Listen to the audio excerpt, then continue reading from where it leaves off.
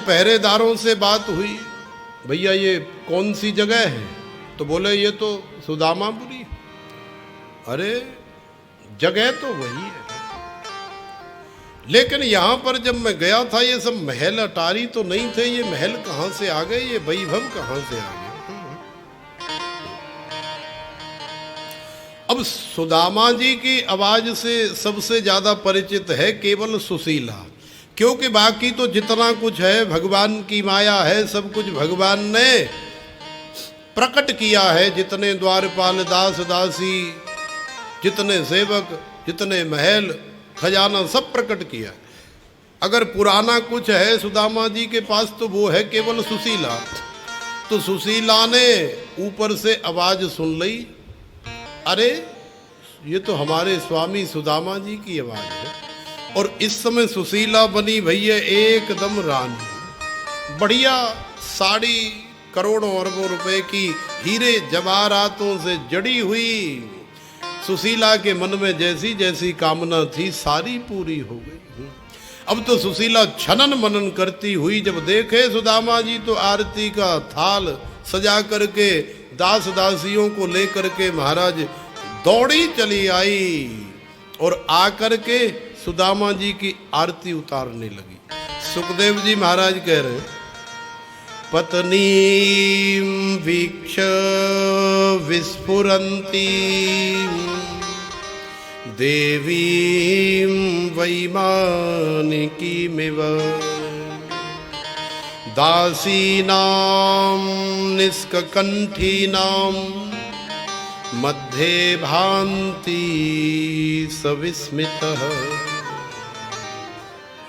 दास दासियों को लेकर के सुशीला चली आई तो सुदामा जी विस्मित हो गए। हे भगवान, ये रानी कौन सी निकल रही है या महलते हमारी कोई आफत आए वारी है का? तो सुदामा जी साइड में हो गए, साइड में जाके ठाड़े है गए। तो सुशीला तो आई सुदामा की आरती उतारने के लिए, तो सुशीला तो थाल लेकर गए और आरती उतारने लगी सुदामा जी।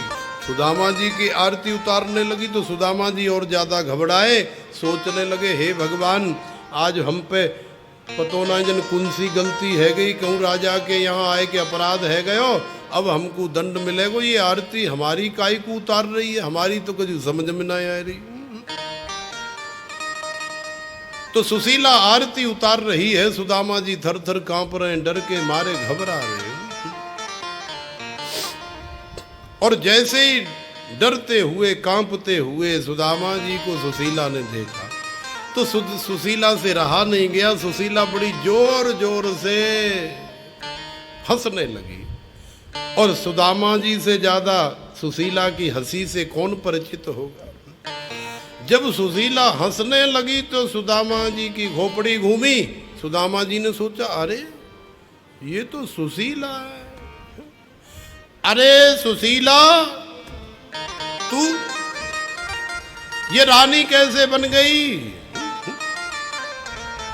अरे महाराज कहा बताऊं, ये सब तुम्हारे मित्र द्वारिकाधीश को कमाल है। अरे वाई की लीला है। हे भगवान, हम तो कहा सोच रहे कि ये तो बड़ो कंजूस है, ये तो बड़ो निष्ठुर है, बड़ो पत्थर दिल है। यानी तो यूं ना पूछी कि घर में सब ठीक ठाक चल रहा है। ए ले भैया, तू जा रहे हो तने भाभी काज ये साड़ी ले जा और बच्चन काज ये पोशाक ले जा। हमते तो बन कोई बात ही नहीं करी, 1 रुपया एक भी कोई आभूषण नहीं। अरे हम तो जैसे गए वैसे ही आ गए। तो सुदामा की तो कामना ही नहीं थी धन की, लेकिन सुशीला की कामना थी। और सुशीला ऐसे भक्त से जुड़ी हुई है कि भगवान पहले उसका उद्धार करते, पहले उसकी कामना पूरी करते जो उनके भक्त के चरण पकड़ लेता है। जैसे भगवान ग्राह को मारने के लिए आए, गजराज को उबारने के लिए आए, तो सबसे पहले भगवान का उद्देश्य तो गजराज को बचाना था, लेकिन आते ही महाराज पहले उद्धार ग्राह का किया। क्यों? क्योंकि भक्त रूपी गजराज के चरण उस ग्राह ने पकड़ रखे।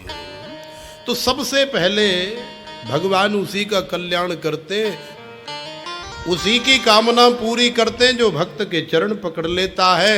क्योंकि मोते अधिक संत करे अहम भक्त पराधीन। भगवान अपने आप को संत से और भक्त से छोटा मानते हैं। तो सुशीला तो दासी है सुदामा की, सुशीला की सारी मनोकामना भगवान ने पूरी कर दी। अरे हम तो कछु दयो नाय वान, तो काज तो सबरो साम्राज्य दे दो, वैभव दे दो। अब सुदामा जी सारा वैभव संसार का भोग रहे हैं। तो ऐसा अद्भुत वैभव सुदामा को भगवान ने प्रदान किया। सुखदेव जी महाराज कहते हैं, हे राजन, इस प्रसंग के माध्यम से भगवान ने अपनी दीन बंधुता सार्थक कर दी। ऐसा अद्भुत प्रेम है भक्त और भगवान का। अथैकदां द्वारवत्यां वसतो रामकृष्णयो सूर्योपरागः सुमना शीतकल्पक्षये यथा। द्वारका में विराजे भगवान। खबर मिली कि हे प्रभु, कुरुक्षेत्र में इस बार ऐसा सूर्य ग्रहण पड़ रहा है जो हजारों वर्षों बाद आता है। ऐसे सूर्य ग्रहण में स्नान का बहुत महत्व है। यदि वहां पर स्नान हो जाए तो जीवन सार्थक हो जाए। तो भगवान ने आज्ञा दे दी। खबर चारों तरफ फैल गई महाराज। ब्रजवासियों को भी पता चला। नंद बाबा, मैया यशोदा, राधा रानी, ब्रजांगनाएं, सभी को पता चला कि इस बार ऐसा सूर्य ग्रहण कुरुक्षेत्र में पड़ रहा है कि एक बार स्नान कर लो तो जीवन सार्थक हो जाता है। तो भगवान अपने समस्त परिकर को लेकर के कुरुक्षेत्र में स्नान करने के लिए पधारे।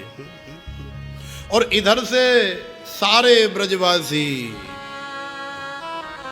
राधा रानी गोपियों को लेकर के, नंद बाबा सारे ब्रजवासियों को लेकर के कुरुक्षेत्र में पधारे।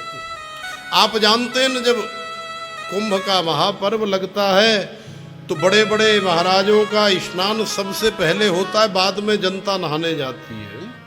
तो बिल्कुल वैसे ही व्यवस्था करी गई है कुरुक्षेत्र के ब्रह्म सरोवर में स्नान के लिए। एकदम धोता है एकदम सवेरे सवेरे भगवान तैयार हुए, स्नान के लिए चल रहे हैं। भैया बड़ी भीड़ है, चारों तरफ रोड जाम पड़े हैं, पब्लिक बहुत उमड़ी है। इधर से ब्रजवासी जा रहे, उधर से भगवान आ रहे नहावे के ताई ब्रह्म सरोवर में।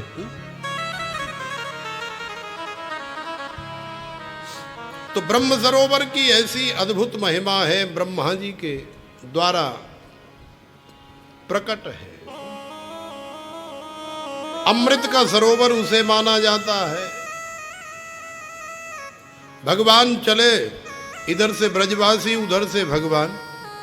तो भगवान के साथ में जो भगवान के द्वारपाल हैं 10-20, जैसे हमारे पूज्यपाद श्री सदगुरुदेव भगवान जब कहीं से गुजरते हैं ना, तो हम लोग नहीं 10-5 हो जाते हैं, हटो चल साइड में रास्ता सब है, मैं ये हट, पैर वैर नहीं छूने देते कि कोई पैर ही पकड़ ले।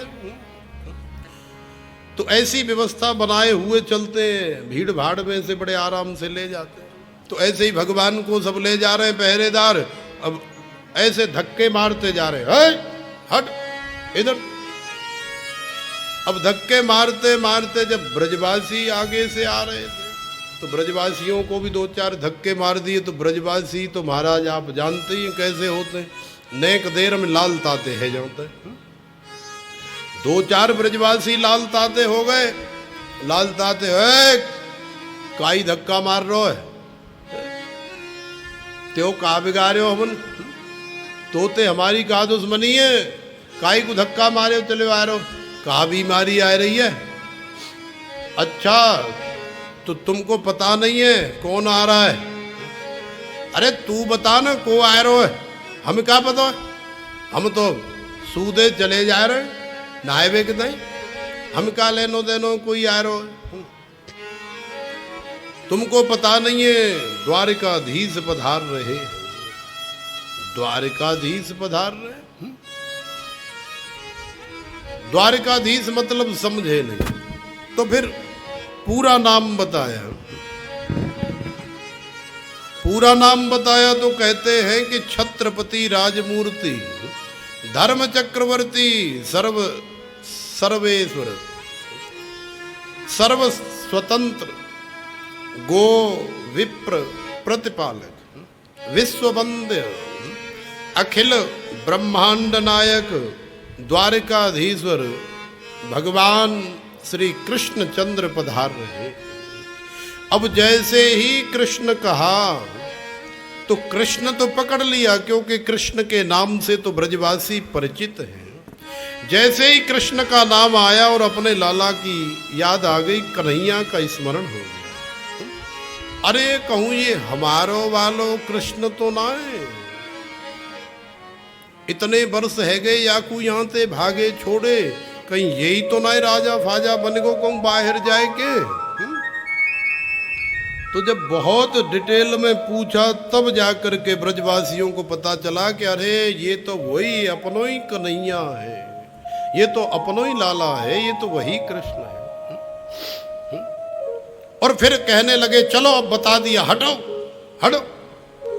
मधमंगल बोले ओए ज्यादा मत बने और कह दियो अपने द्वारिकाधीश ते कि रास्ते में वहां गैलम तेरे बाप ठाड़े। अब जब ऐसे कही ना कि कह दियो अपने द्वारिकाधीश ते कि रास्ते में तेरे बाप ठाड़े तो महाराज जमीन खिसक गई पहरेदारों के पैरों के नीचे से। हे भगवान ये कैसे आदमी है?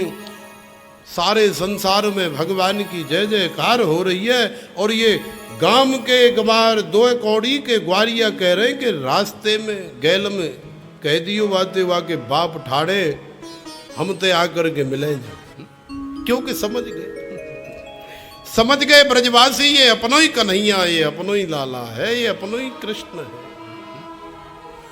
जा द्वारपाल दौड़े दौड़े गए भगवान के सामने सिर झुका लिया। महाराज हम तो ऐसे ऐसे व्यवस्था करते जा रहे वहां जन कहाँ थे गांव के गमार ग्वारिया चले आए और वो ऐसी ऐसी बात कर रहे हैं कि हम आपको बता भी नहीं सकते।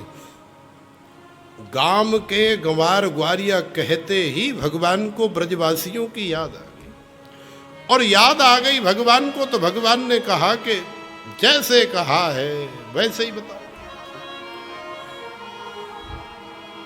अब भगवान पूछ रहे हैं तो उस द्वारपाल को उस पहरेदार को बताना पड़ा।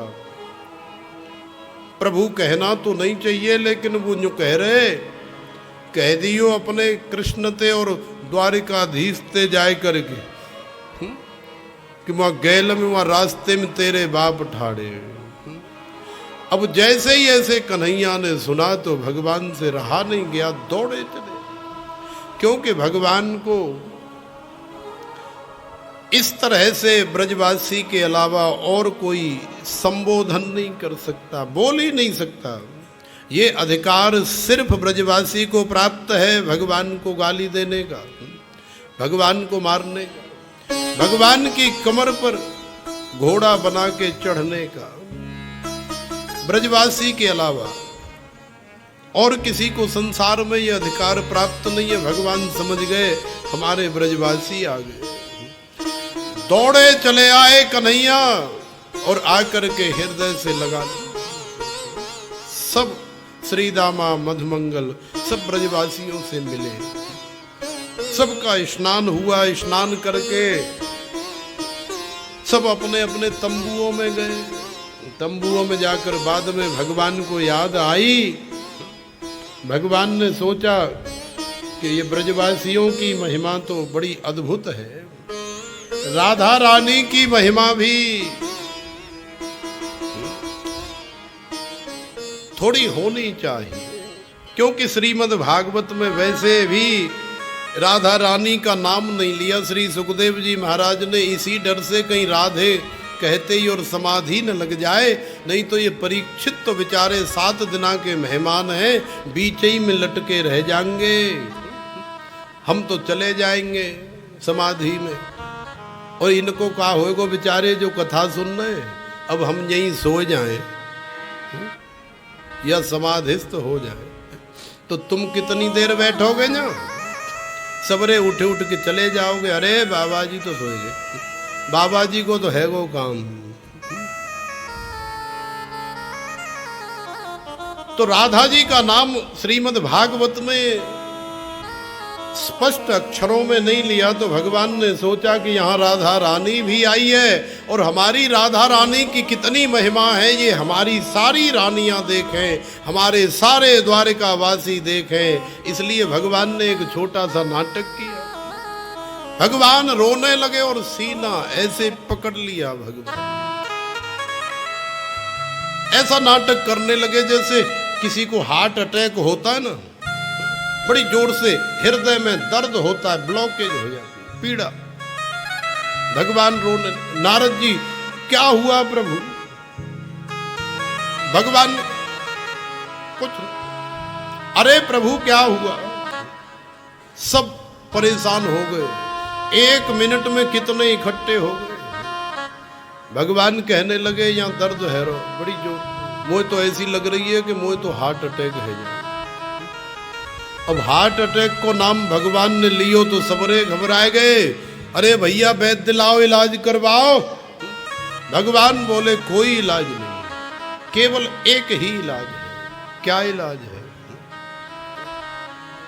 अरे कोई प्रेमी जो मुझसे प्रेम करता हो, जो मेरा हो, वो मुझे अपने चरण की रज दे दे, जिसे मैं अपने मुख में डालूं, तो मैं ठीक हो सकता हूं। लेकिन बात दो, दूसरी बात ये,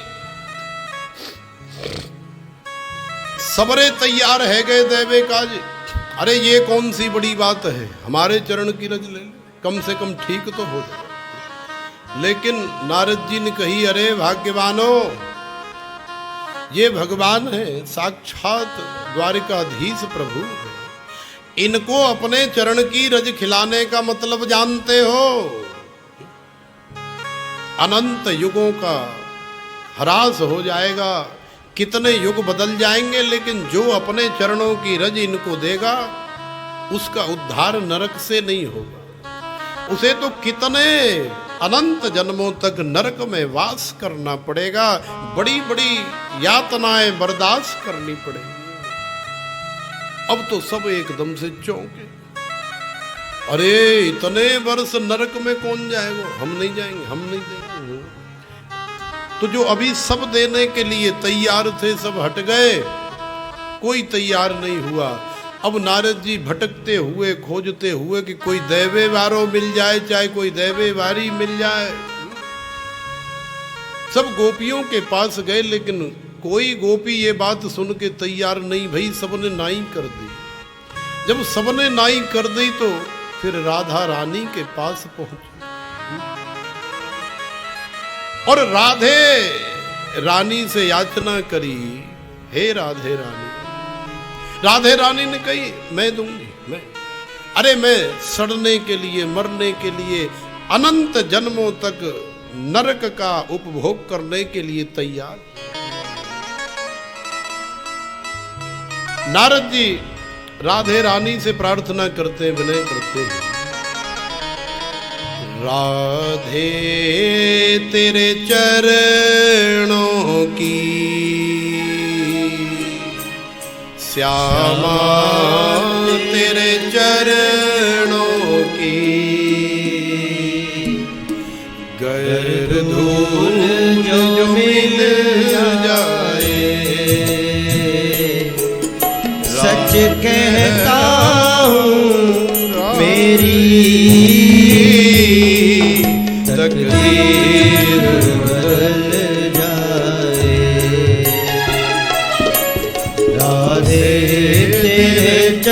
चरणों की, श्यामा तेरे चरणों की। कर धूल जो मिल जाए, सच कहता हूँ मेरी तकदीर बदल जाए, तकदीर बदल जाए। श्री राधे जय हो।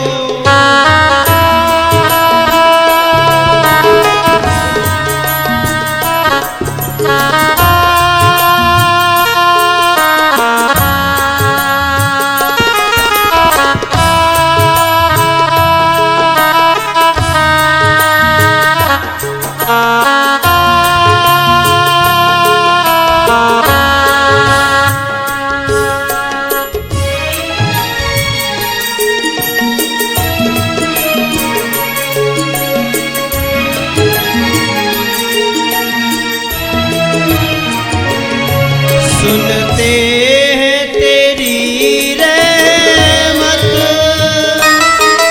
दिन रात बरसती है। सुनते हैं तेरी रहमत, दिन रात बरसती है। सुनते हैं तेरी दिन रात बरसती है। सुनते तेरी रहमत, दिन रात बरसती है। दिन रात बरसती है। एक बूंद जो मिल जाए, दिल की कली खिल जाए। सच कहता हूँ मेरी तकदीर बदल जाए। राधे तेरे चरणों की, श्यामा तेरे चरणों की। जय हो।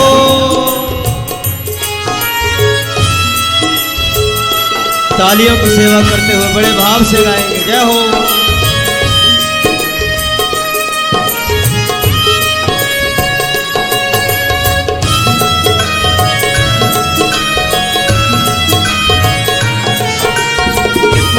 श्री राधे।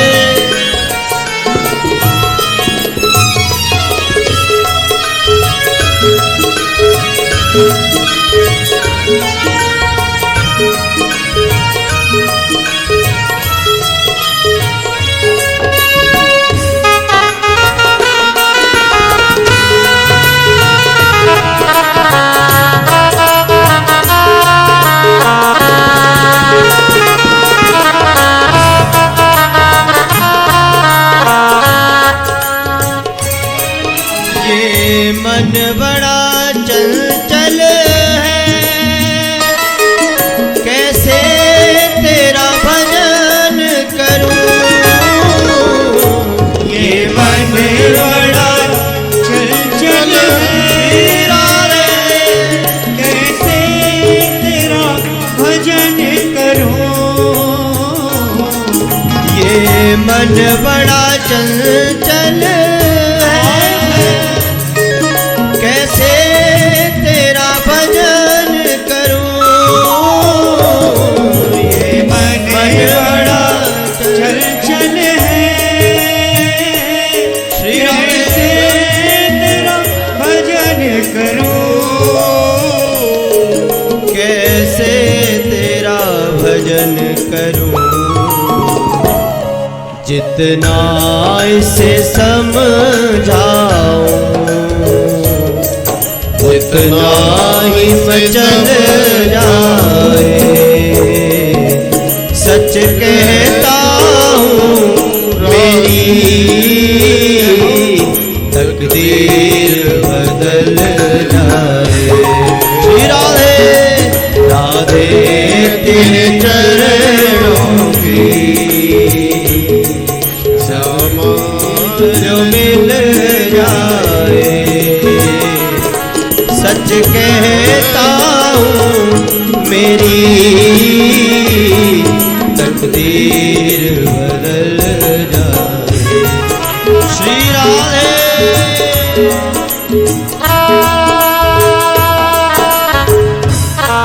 हरि बोल।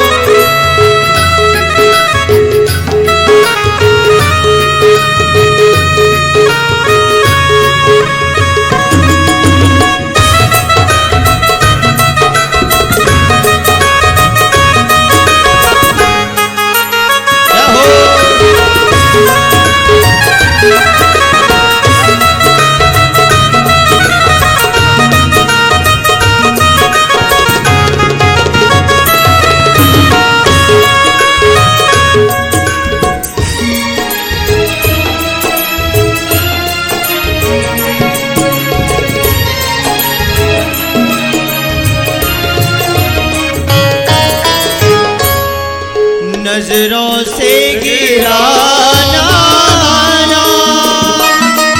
चाहे लाख सजा देना। नजरों से गिराना चाहे लाख सजा देना। श्री राधे नजरों से गिराना चाहे लाख सजा देना। नजरों से गिराना चाहे लाख सजा देना।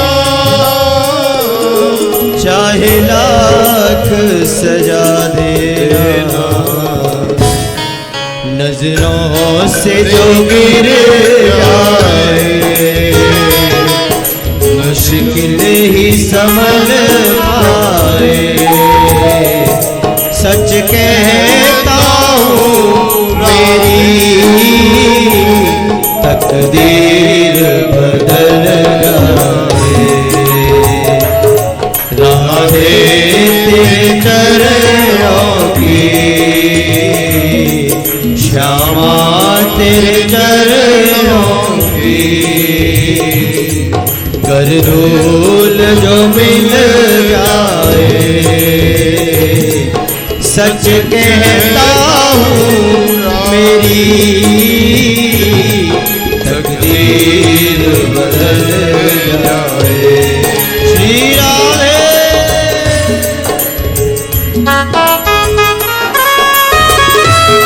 तालियों की सेवा करते हुए हरि बोल।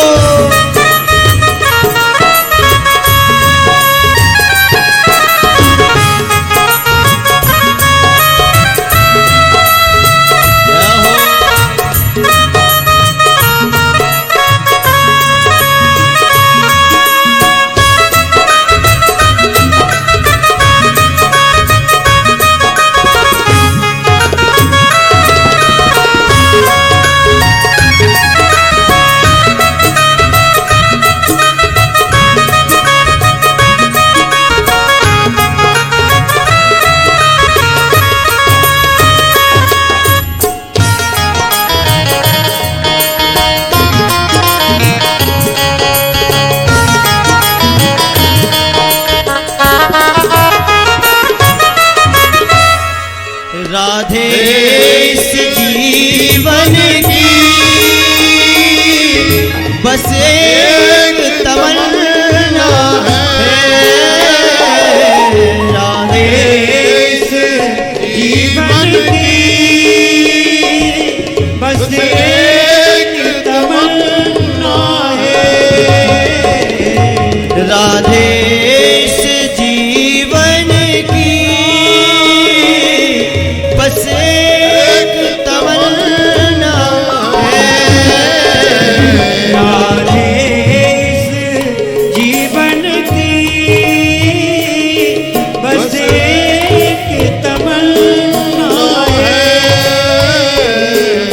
बस एक तमन्ना तुम सामने हो मेरा दम ही निकल जाए। सच कहता हूँ मेरी तकदीर बदल जाए। राधे चरणों की श्यामा तेरे चरणों की कर धूल जो मिल जाए। सच कहता हूँ मेरी तकदीर बदल जाए। तकदीर बदल जाए। तकदीर बदल जाए।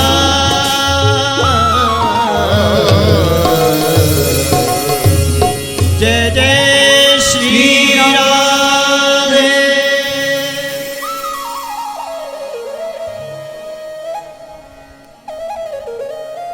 नारद जी जब राधा रानी से प्रार्थना करते हैं तो राधा रानी नेह संकोच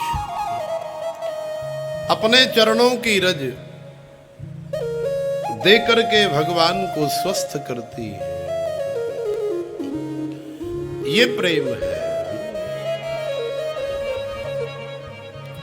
इसीलिए तो राधा रानी की महिमा सभी गोपियों से बढ़कर के है। अरे कृष्ण के लिए नरक में जाने के लिए, सड़ने के लिए कोई तैयार नहीं हुआ संसार में, लेकिन राधा रानी को वो भी स्वीकार है। किसी भी कीमत पर कृष्ण ठीक होने चाहिए, उनका प्रियतम सुखी होना चाहिए, क्योंकि वास्तविक प्रिया वही है जो अपने प्रियतम के सुख में अपना सुख देखती है। इसलिए नारद जी कहते तत्सुख सुखित्वम, असली प्रिया है, अपने प्रियतम के सुख में सुख देखती है। उसको दुखी करके खुद सुखी होना चाहे वो प्रिया नहीं है। तो राधा रानी की कृपा से कन्हैया ठीक हो गए। भगवान तो नाटक कर रहे, भगवान कौन से बीमार भय, वो तो केवल ये देखना चाहते हैं कि असली मेरी कौन सी प्रिया है। तो असली प्रिया तो वास्तव में हमारे वृंदावन विहारी की राधा रानी है, बरसाने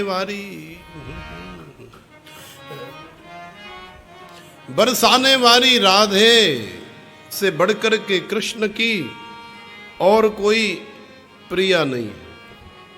आज कथा में विश्राम लेना है, कथाएं बहुत है और समय भी होने वाला है, इसलिए हम सोच रहे हैं कि 7:30 से आगे न जाएं। तो इसलिए सभी कथाओं का स्मरण स्पर्श करते चले। सारे ब्रजवासी वहाँ पर स्नान किए, स्नान करने के बाद में फिर सभी एक दूसरे से मिले। भगवान की सब रानियाँ भी ब्रजवासियों के साथ, गोपियों के साथ, राधा रानी के साथ मिली। सभी ने बहुत आनंद लिया। वहाँ से आने का किसी का मन तो नहीं है। भगवान ने वहाँ पर उपदेश किया, संतों की मंडली आ गई। संतों की मंडली ने बड़ा दिव्य उपदेश किया। 3 प्रकार के ऋण जीव के ऊपर बताए, पितृ ऋण, देव ऋण, ऋषि ऋण। इन 3 प्रकार के ऋणों से मुक्ति कैसे मिले जीव को। तो देखो, पितृ ऋण, पिताजी ने हमको पैदा किया, अब हमारा शादी विवाह हो गया, हमने एक और दो और कोई पैदा कर दिए। संसार का यही नियम है, चल रहा है। पितृ ऋण से उऋण हो गए, देव ऋण, देवता हमें अग्नि दे रहे, वायु दे रहे, अनेकों प्रकार की प्रकृति में देवताओं के द्वारा प्रदत्त सेवा हम लोग उपभोग कर रहे। सूर्य नारायण हमें प्रकाश दे रहे, धूप दे रहे।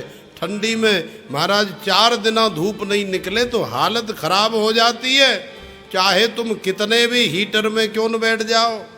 अगर 3 दिन सूर्य नहीं निकले तो लोग मरने लग जाते हैं। मुआ इतने मर गए, मुआ इतने मर गए कड़ाके की ठंड के मारे, अखबारों में खबर आती है। अगर 15 दिन या महीना भर सूर्य देवता नहीं निकले सर्दी में तो क्या होगा? अरे दुनिया मर जाएगी। इसलिए सूर्य देवता, चंद्रमा, अग्नि, वायु, ये सारे जितने भी देवता हैं ना, इन सब का हमारे ऊपर ऋण है। बारिश इत्यादि होती है तो हमारा भी फर्ज है कि हम भी यज्ञ हवन इत्यादि करके देवताओं का जो ऋण है उससे उऋण हो। तो यज्ञ करना चाहिए देवताओं के लिए। ऋषियों का ऋण क्या है? ऋषि ऋण। अरे ऋषियों ने ही तो ये श्रीमद् भागवत पुराण, स्कंद पुराण, ब्रह्म वैवर्त पुराण, नारद पुराण, विष्णु पुराण, अनेकों पुराण, ये सब क्या है? ऋषि मुनियों ने अनेकों धार्मिक सदग्रंथों की रचना करी, जंगलों में बैठ करके सूखे पत्ते खा करके। कोई रिश्वत ले करके नहीं लिखे कि कोई दे आयो होए 2000 के नोट की गड्डी के ले भैया जामे न्यों लिख दी हो। किसी से रिश्वत नहीं ली। उन्होंने समाधि में बैठ करके जो अनुभव किया, जैसे जैसे भगवान की लीला का या भगवान का उन्होंने दर्शन किया, बिल्कुल वैसे वैसे पुराणों में उन्होंने लीलाएं लिखी। तो इन पुराणों को हम लोग श्रवण करें, इनका मनन करें, चिंतन करें, इनके कहे हुए उपदेश के ऊपर हम लोग चलें। ये अगर इस तरह से हम करें, श्रीमद् भागवत की कथा करवा में, श्रीमद् भागवत की कथा कहूँ है रही हो तो वह सुनवे जामे।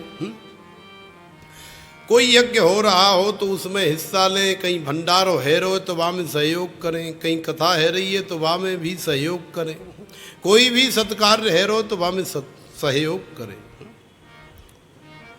तो ऋषि ऋण से आप तभी उऋण हो सकते हो जब ग्रंथों का आप थोड़ी सेवा करें, सुनने के माध्यम से या पढ़ने के माध्यम से। तो वसुदेव जी ने जब उपदेश सुना तो वसुदेव जी ने सोचा कि ग्रंथ तो हमने खूब पढ़े और सुने, तो ऋषि ऋण से हम उऋण हो गए। अब कन्हैया हमारो लाला है तो हम अपने पितृ ऋण से भी उऋण हो गए। लेकिन हमारे ऊपर एक ऋण बाकी है और वो है देव ऋण। तो देव ऋण के लिए क्या करें? अब हमको यज्ञ करना चाहिए। तो वसुदेव जी ने यज्ञ की सोची, भगवान समझ गए पिताजी के मन में यज्ञ की आ रही है। तो जहां पर इतने लोग हैं, इतने ब्रजवासी, इतने द्वारिकावासी, इतने बड़े बड़े संत महापुरुषों की मंडली, भगवान ने कहा पिताजी आप तो केवल आज्ञा करो, सारी तैयारी हम आनन फानन में करके और कल ही तुम्हारो यज्ञ करवाएंगे। वसुदेव जी ने आज्ञा दे दी। महाराज धूमधाम से कुरुक्षेत्र में ब्रह्म सरोवर के पास में भगवान ने वसुदेव जी का बहुत बड़ा महायज्ञ कराया। यज्ञ पूर्ण हो गया, बड़ा दिव्य भंडारा हुआ और वो दिव्य भंडारे का दिव्य प्रसाद सभी ब्रजवासियों ने और सभी द्वारिकावासियों ने खाया। प्रसाद खा करके सब मस्त हो गए और फिर कुछ दिन बाद अपने अपने घरन को वापस आ गए। जब द्वारिकावासी सब द्वारिका चले गए, ब्रजवासी ब्रज में आ गए, एक दिन मैया लाला के पास बैठ करके कह रही है, चौरे लाला मैंने सुनी वहाँ कुरुक्षेत्र में सबरे बाबा कह रहे, अरे मैया तेरो लाला तो साक्षात नारायण है, अरे मैया तेरो लाला तो साक्षात भगवान है। क्यों रे लाला तू मोको सच सच बता, अगर तू नारायण है, अगर तू भगवान है, इतने बड़े बड़े संत कह रहे वो झूठ तो नहीं बोलेंगे। अगर तू भगवान है तो लाला हाथ जोड़ करके तेरे आगे प्रार्थना करूं, मोकू वो बालकन की बड़ी याद आवे जो कंस ने मार दिए। तेरे भाई 6 भाई मार दिए कंस ने। कभी कभी सोचती हूं तो बड़ी याद आवे, अगर तू वास्तव में ही नारायण है, कोई देवता है, तो तोते प्रार्थना कर रही हूं लाला मोकू उनके दर्शन करा दे, क्योंकि मैंने कभी आंखें भर के कभी स्तनपान तक नहीं करा पाई। जन्म होने के बाद केवल हाथों में लिया, उससे पहले तो कंस के पहरेदार छुड़ा लेते थे। स्तनपान नहीं कराया देवकी मैया ने कृष्ण से पहले किसी भी बालक को। भगवान ने देखा मैया बहुत भावुक हो गई है, तो भगवान ने छुपाया नहीं, भगवान ने स्वीकार कर लिया कि हाँ मैया मैं ही नारायण हूं, मैं ही भगवान हूं। और भगवान ने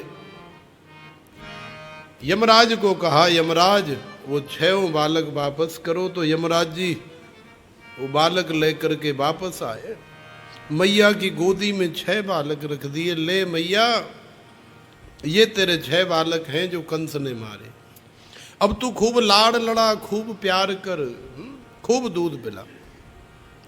तो मैया ने 6 बालकों को बहुत प्यार किया, बहुत दूध पिलाया, बहुत प्रेम किया। और आखिर में फिर भगवान ने कही, मैया तैने केवल दर्शन करवाए वे काजी बुलाए, और अब इनको कल्याण है चुके हो, इनको उद्धार है चुके हो, इसलिए अब ज्यादा मोह मत करे। तैने बालक अपने देख ले खूब जी भर के, अब इनके धाम को जाने दे। तो सुखदेव जी महाराज कहते हैं, हे राजन इतने वर्ष हो गए अभी तक वो बालक बीच में ही लटके, उद्धार नहीं हुआ। लेकिन आज गोविंद का उच्छिष्ट दुग्ध जैसे ही मुखारविंद में लगा, क्योंकि भगवान गोविंद से पहले मैया देवकी का स्तनपान किसी भी बालक ने नहीं किया, और शायद इसीलिए वो इस दुनिया में नहीं रहे, क्योंकि जिस स्तन को भगवान पान करने वाले हैं, भगवान से पहले उस स्तन को दूसरा कोई बालक पान कैसे कर सकता है। यदि वो बालक कंस नहीं मारता तो वो देवकी मैया का स्तन पान तो करते, स्वाभाविक है। और 8वें पुत्र के रूप में आने वाले कन्हैया, तो पहले से ही 6 बालकों ने जिस स्तन को पिया है वो तो झूठा हो गया। तो झूठा स्तन भगवान पिए ऐसा संभव नहीं है, इसलिए उन 6 बालकों को तो जाना ही था। तो अभी तक लटके हुए हैं, मोक्ष नहीं हुआ, गति नहीं हुई। आज भगवान का उच्छिष्ट जैसे ही उन बालकों के मुखारविंद में पहुंचा, भगवान के धाम की प्राप्ति हो गई। वो बालक चले गए। अब परीक्षित ने पूछा, हे गुरुदेव मैं आपसे एक बात पूछना चाहता हूं। बोले कहा, मैंने सुनी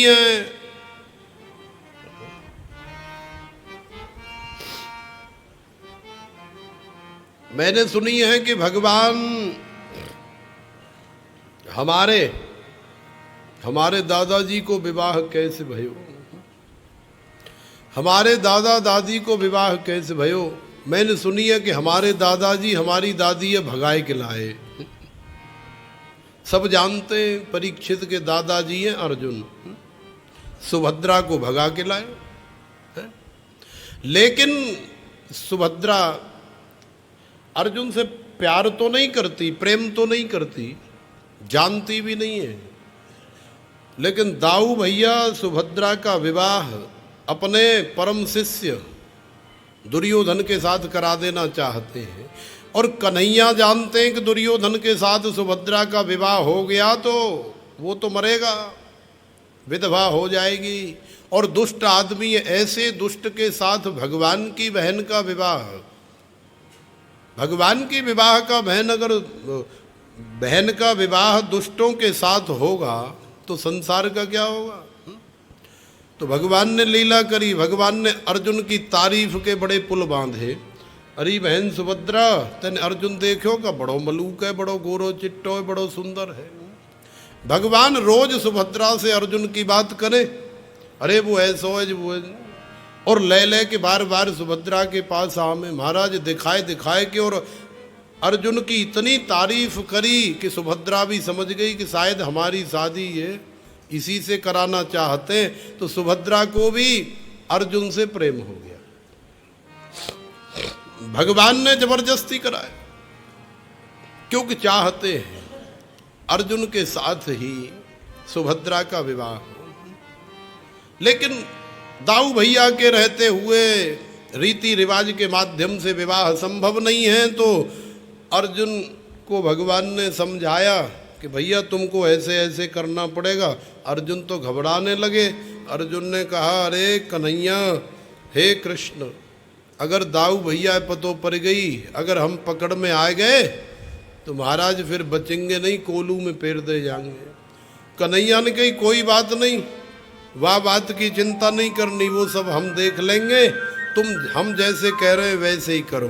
तो महाराज अर्जुन को कहा कि तुम माथे पे खूब चंदन वंदन लगाओ, तिलक लगाओ, और बाबा जी ने के पहनो कपड़ा, क्योंकि बाबा जियों पे लोग बड़ी जल्दी विश्वास कर लेते।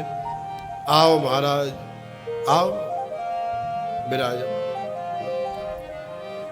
आप जल लेंगे, भोजन लेंगे, विश्वास कर लेंगे, क्योंकि संत भगवान को बड़े प्रिय होते हैं। लेकिन सब संत होते हैं कपड़ा पहनने वाले, ऐसा भी जरूरी नहीं है। इसलिए थोड़ी सी सावधानी भी आजकल के कली काल में जरूरी है। जो संत नहीं होता, जो असंत होता है, वो तो उसकी चाल से, उसकी आंख से, उसकी बात से पता लग जाता है कि ये आदमी ठीक नहीं है। तो उससे थोड़ा सावधान रहना चाहिए। बहुत ज्यादा पागलपन ठीक नहीं है। ठीक है, संतों का आदर करो, सेवा करो, कोई मिल जाए तो भोजन पूछो, पानी पूछो, लेकिन कोई नोट मांग रहे होए, हम भोजन नहीं करेंगे, पानी नहीं पीएंगे, 10 रुपया दे दे। अरे भोजन नहीं करेगा, पानी नहीं पिएगा, कपड़ा नहीं लेगा, 10 रुपया लेगा, क्या करेगा 10 रुपये का? तो समझ लेना संत नहीं है। कई जिद करते, हमें तो नोट चाहिए, नोट खाएगा, नोट पहनेगा। अगर साधु होगा तो भिक्षा में आपसे कुछ खाने के लिए मांगेगा, पेट के लिए मांगेगा, पहनने के लिए, तन ढकने के लिए वस्त्र मांगेगा। दुकान दुकान घूम करके वो नोट नहीं मांगेगा जो नोट मांग रहा है, और फिर नोट इकट्ठे करके महाराज पौआ लगा करके मुर्गा खा रहा है, तो वो साधु नहीं है। साधु के नाम पर कलंक है, दुष्ट है। तो ऐसे साधुओं से सावधान रहना चाहिए, नहीं तो बर्बाद कर देते हैं। अर्जुन को भगवान ने नकली साधु बना दिया, नकली साधु बन करके, और थर थर कांप रहा है, क्योंकि आदमी तो सच्चा है, लेकिन गीदड़ अगर शेर की खाल पहन ले तो शेर थोड़ी हो जाता है। नकली तो नकली होता है। अर्जुन घबरा रहा है कि कहीं दाऊ भैया मिल गए तो मार इतनी पड़ेगी, पहचान में आएंगे तो फिर उठे नहीं जाएगा। भगवान ने अर्जुन को कैसे भी करके घर में पहुंचाया। दाऊ भैया के मन में श्रद्धा जगाई, देखो संत आए हैं, बड़े सिद्ध बाबा हैं, जिनसे कछु पूछ ले सब कछु बता देते। तो अब तुम जानते हो कि दाऊ भैया के बारे में और वह परिवार के बारे में तो अर्जुन पहले से ही सब जाने। तो दाऊ भैया और वो परिवार वाले जो जो पूछें वो सब बताए दें। अरे तुम्हारो ये नाम हो, तुम्हारे वो बालक हैं, बालकों को वो नाम हो, पहले से ही जाने अर्जुन। साथ में ही तो रहे, एक ही परिवार है, कोई दो थोड़े ही है। अब तो महाराज वो परिवार और दाऊ भैया के मन में इतनी श्रद्धा उत्पन्न भई, हे भगवान, ये तो बहुत बड़ी सिद्ध कोटि के संत हैं। अरे इनको इतनो ज्ञान, सब कछु जाने, सारी जन्म पत्री खोल के धर दई, तेरे इतने छोरा इतनी छोरी, वाह को वो नाम हो, वाह की शादी है गई, वाह के इतने बालक है गए, सारी डिटेल में बता रहे। अब तो जो भी सुने वही को मुंह फटे रह जाए। महाराज इतनी श्रद्धा है गई। दाऊ भैया तो चले गए काम धंधे थे, सब लोग इधर उधर चले गए। अब तो बाबा जी पे बहुत विश्वास है गयो। तो सुभद्रा वाले ही भवन में अर्जुन को भगवान ने रुका दिया और सुभद्रा से कह दिया कि अब तू खूब सेवा वेवा कर ले, खिला पिला। और अर्जुन को पहले ही समझा दिया। तो थोड़ी देर सुभद्रा ने सेवा करी, खिलाया पिलाया और तैयार हो करके अर्जुन का रथ तो पहले ही बाहर खड़ा हुआ है। धीरे से दोनों निकले महाराज, धीरे से निकले, रथ में बैठे। और रथ में बैठते ही भगवान ने पहले ही कह दिया था, अर्जुन तू रथ में ऊपर गद्दी पे बैठना और सुभद्रा को घोड़ों की लगाम दे देना। तो देखो सारी लीला भगवान कर रहे हैं। अपनी बहन को उस दुष्ट से बचाना चाहते हैं। बचा ली। अर्जुन लेकर के भाग गया, हल्ला हो गया, अरे ले गयो ले गयो ले गयो ले गयो। दाऊ भैया को पता चला, दाऊ भैया दौड़े दौड़े गए, पकड़ लिए। लेकिन जब पास पहुंचे तो कन्हैया ने दाऊ भैया से कही, अरे दाऊ भैया तुम तो कह रहे थे मैं मार डालूंगा, काट डालूंगा, हमारी बहन को लेकर के भाग गया, हमारी नाक कटवाए दी जा अर्जुन ने। लेकिन मुझे तो ऐसी लग रही है कि हमारी बहन ही जाए लेके भाग रही है। जब दाऊ भैया ने पास जाकर के देखा तो घोड़ाओं की लगाम जो है बार बार ढीली और कर रही सुभद्रा कर रही। तो सुभद्रा कर रही तो दाऊ भैया ने सोची, अरे राम राम, कन्हैया ठीक कह रहे हो, हम तो सोच रहे अर्जुन लेके भाग रहे हो, लेकिन ये तो यहाँ सुभद्रा लेके भाग रही। चलो अब जब सुभद्रा ही को मन है अर्जुन ते ब्याह करवे को, तो फिर हम कहा आपत्ति है। दोनों को पकड़ा, पकड़ के घर लाए, बड़े प्यार प्रेम से फिर धूमधाम से तुम्हारे दादा दादी का विवाह किया। तो देखो अब परीक्षित मृत्यु के इतना करीब आ गए हैं, फिर भी प्रश्न पे प्रश्न किए जा रहे हैं। सुखदेव जी महाराज कहते हैं, हे राजन ऐसे करके तुम्हारे दादा दादी को विवाह भयो। परीक्षित ने पूछा, गुरुदेव एक बात बताओ कि भोले बाबा और भगवान नारायण कहते हैं कि जो नारायण की भक्ति करते हैं वो बड़े निर्धन होते हैं, बड़े दीनहीन होते हैं, बड़े परेशान रहते हैं लक्ष्मी के लिए, और जो भोले बाबा की पूजा करते हैं वो बड़े चकाचक रहते हैं, बड़े मालदार रहते हैं, उनके पास कोई कमी नहीं रहती। तो ये मामला क्या है? ऐसा मैंने सुना है, शंका है। तो ये देखो परीक्षित की शंका है। ये परीक्षित की शंका का मतलब है कि ये हम लोगों की शंका है, सारे संसार का प्रश्न है। सुखदेव जी कहते हैं, राजन हमारे भोले बाबा ऑर्डरदानी है, ओगरदानी है। जिसने जो मांगा तुरंत तथास्तु कह करके पिंड छुड़ाते, ले जा, जो मुंह से निकला नहीं भक्त के ले जा। लेकिन भैया नारायण बड़े समझदार हैं, बड़े सोच समझ के, पहले तो जल्दी प्रसन्न ही नहीं होते, और है जाए तो बड़े सोच समझ के वरदान दे में। भोले बाबा हमारे बड़े भोले वाले, बड़े सीधे हैं, जो मांगो सो देते हैं। एक बार भस्मासुर नाम के दैत्य ने भोले बाबा की साधना करी, साधना करके भोले बाबा को प्रसन्न किया, वरदान मांग लिया कि मैं जाके सिर पे हाथ रखूं, जाके चांद पे हाथ धरूं, वही जल के भस्म है जाए। भगवान भोलेनाथ ने इतना भी सोचा नहीं, विचारा नहीं, तुरंत तथास्तु कह दिया। अब जैसे ही तथास्तु कहा, भस्मासुर ने देखा भगवान शंकर की बगल में इतनी सुंदर भगवती गौरी बैठी है, गौरी हरण लालसा, लालायित हो गया, लालची हो गया। अब तो माता गौरी को ही हरण करना चाहता है। सोचा वरदान मिल गया, अगर ये शंकर कुछ कहेगा तो इसके सिर पे हाथ धर दूंगा, ये जल के भस्म हो जाएगा और मैं गौरी को लेके रफू चक्कर हो जाऊंगा। अब तो भस्मासुर ने कहा महाराज गारंटी क्या है तुम्हारी कि हाथ धरेंगे सिर पे तो भस्म हो जाएगा? बोले तू धर के देख ले। बोले मैं अपने पे काहे को धर के देख लूं, मैं तो पहले तुम्हारे पे ही धर के देखूं। तो भगवान शंकर के सिर पे हाथ रखने लगा, भगवान आगे और भस्मासुर पीछे। भोले बाबा भगवान द्वारिकाधीश श्री वृंदावन बिहारी का ध्यान करते, प्रभु आओ। प्रभु आए। अरे कहा बात है भोले बाबा, आज कैसे भाग रहे हो? अरे प्रभु मैंने बिना सोचे विचारे या कलयुगी भगत को वरदान दे दियो। अब देखो कैसो डुलायरो मुए, मैं आगे और ये पीछे। अब याते पिंड छुड़ाओ। तो भगवान ने फिर बड़ा सुंदर वेश धारण किया एक ब्रह्मचारी का, और फिर भस्मासुर को पागल बनाया। अरे तू कहाँ चक्कर में पड़ गया? ये तो भांग भांग खा करके ऐसे ही दौड़ता रहता। कर लिया तब भोले बाबा का तू। कितनों को ऐसे वरदान दे चुके हैं ये, कुछ नहीं होता है हाथ बाज रखने से। तू चेक करके देख ले। बोले मैं क्यों चेक करके देख लूं? अरे भाई चेक करने का मतलब एकदम मत रखना।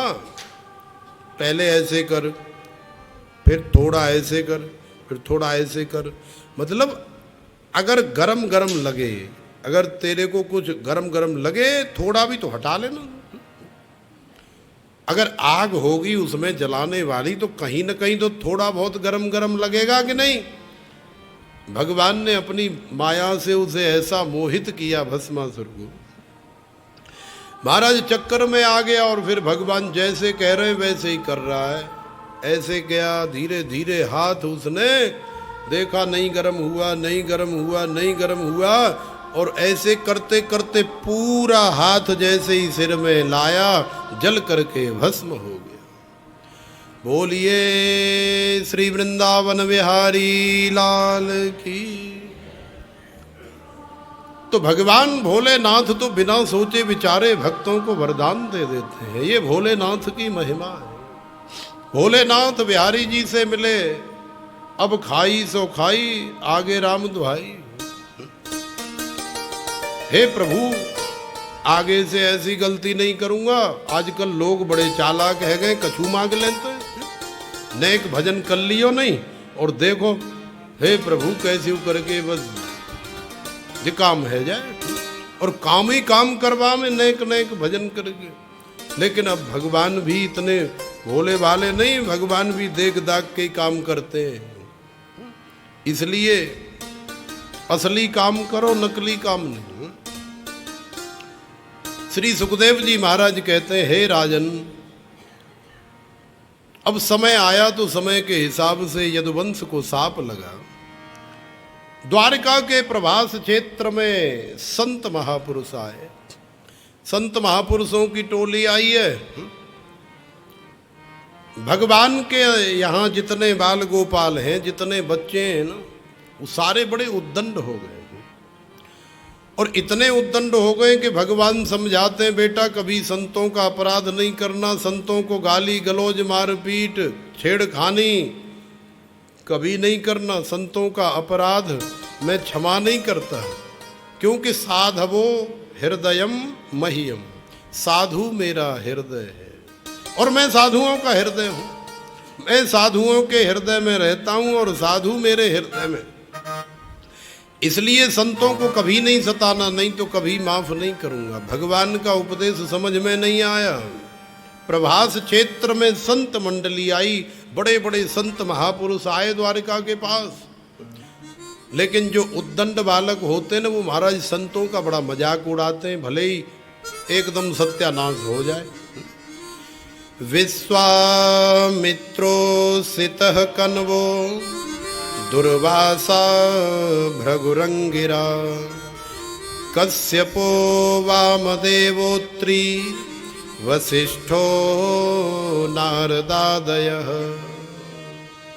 महात्मा दुर्वासा जी आए हैं, वशिष्ठ आए हैं, विश्वामित्र आए हैं, कन्व आए हैं, भृगु, अंगिरा, कश्यप, वामदेव, अत्रि, बड़े बड़े महापुरुष, जिनका नाम सबसे बड़े महापुरुषों की हेड लिस्ट में आता है। ऐसे ऐसे महापुरुष भगवान के द्वारिका के पास आए कछूदना भजन करने के लिए, चतुर्मासा करने के लिए आए। अब बालकनों की टोली, सारे बालक भगवान के घर के, महाराज सारे बालक इकट्ठे होकर के गए।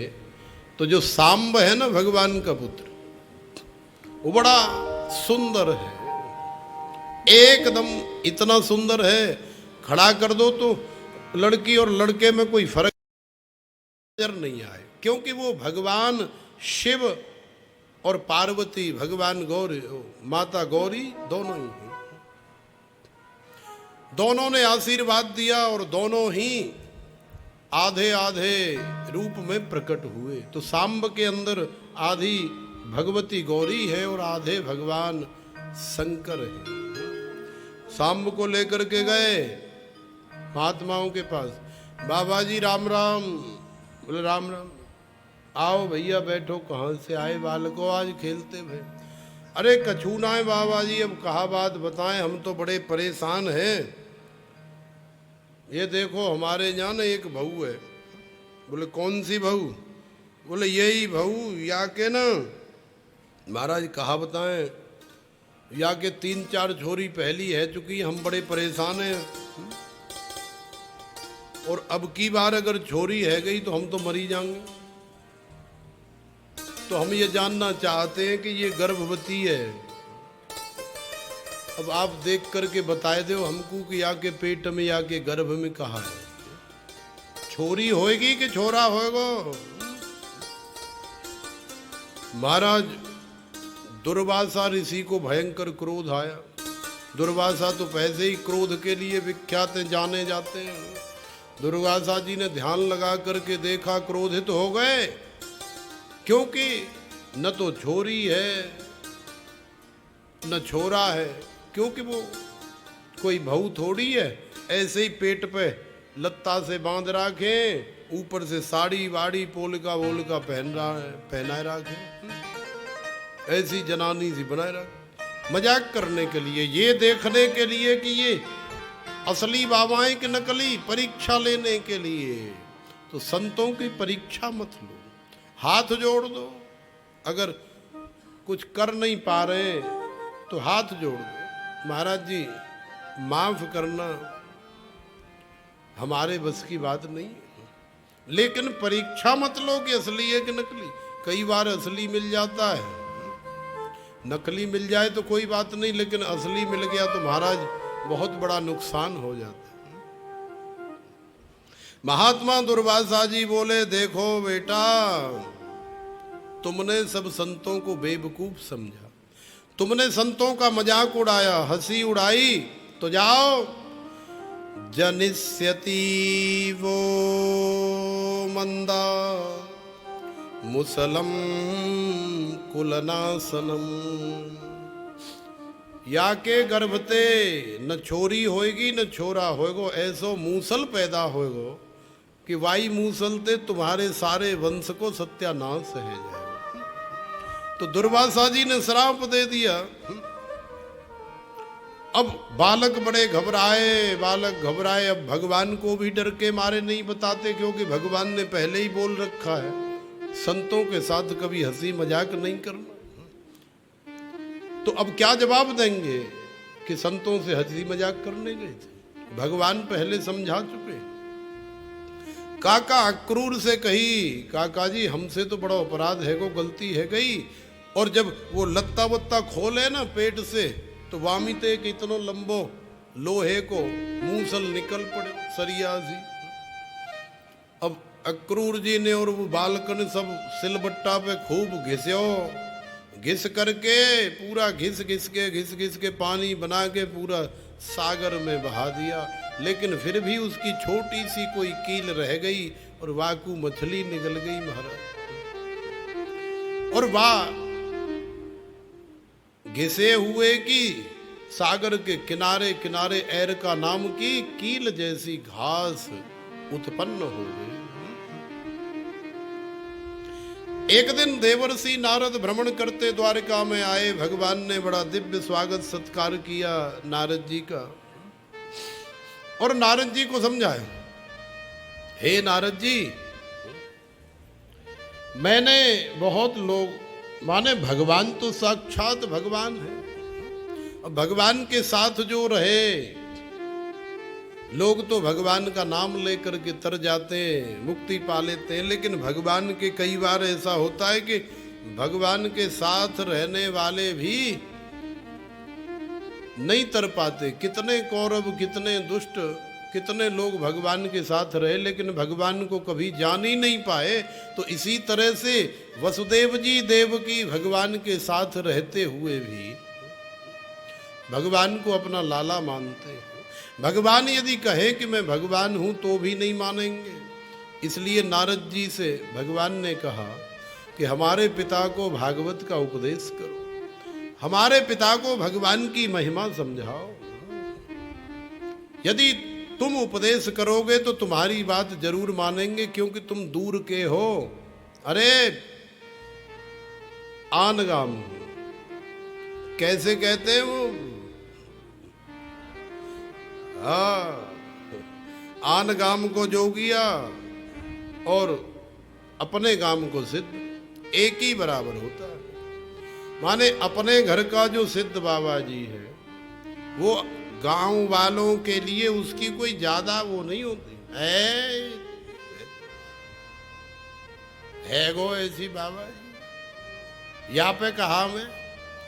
और कहूँ दूसरे गांव में ते या 150 किलोमीटर ते कोई ऐसो ही चले आवे ना बहरूपिया लाल लत्ता पहन के, तो बाकी बड़ी पूजा करेंगे। आओ महाराज बैठो, चाय लाऊं, ठंडा लेंगे, अरे भोजन बन रहा है तो भोजन, लिफाफा भी देंगे।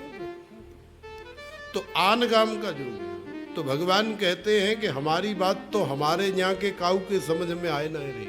देखो श्राप लेके आएंगे, अब तुम समझाओ हमारे पिताजी को, क्योंकि कुल का तो वैसे ही भार दूर होने वाला है। भगवान जा काम के लिए आए वो काम होने वाला है। तो नारद जी भी सीधा सीधा न कह करके वसुदेव जी से कहते हैं कि एक बार जनक जी महाराज के यहाँ नव योगेश्वरों का आगमन हुआ। भरत जी के 9 छोटे भाई हैं। भगवान दत्तात्रेय जी के यहाँ भगवान ऋषभदेव जी के भरत, और भरत से जो छोटे 9 हैं वो नवयोगेश्वर के नाम से प्रसिद्ध हैं। नाम है कवि, हरि, अंतरिक्ष, प्रबुद्ध, पिप्पलायन, आविर्होत्र, द्रुमिल, चमस एवं करभाजन। ये 9 भरत जी के भाई नवयोगेश्वर हैं। तो नवयोगेश्वर जब जनक महाराज की सभा में आए तो सबसे पहला उपदेश ही उन्होंने यही दिया। जनक जी ने जब प्रश्न किया कि जीवन का कल्याण कैसे हो, ये मनुष्य जीवन हमें प्राप्त क्यों हुआ है, तो भागवत धर्म का उपदेश किया। दुर्लभो मानुषो देहो देहिनां क्षणभंगुर तत्रापि दुर्लभं मन्ये वैकुंठ प्रिय दर्शनम। जनक जी नवयोगेश्वरों से कहते हैं तो नवयोगेश्वर कहते हैं महाराज ये सुंदर शरीर बड़ा दुर्लभ है, देखो कितना स्वस्थ है। कई लोगों के हाथ ही नहीं होते, कई लोगों की आंख ही नहीं है, किसी का मुंह ही टेढ़ा है, किसी के पैर ही नहीं है, कोई किसी असाध्य रोग से बीमारी से ग्रसित है।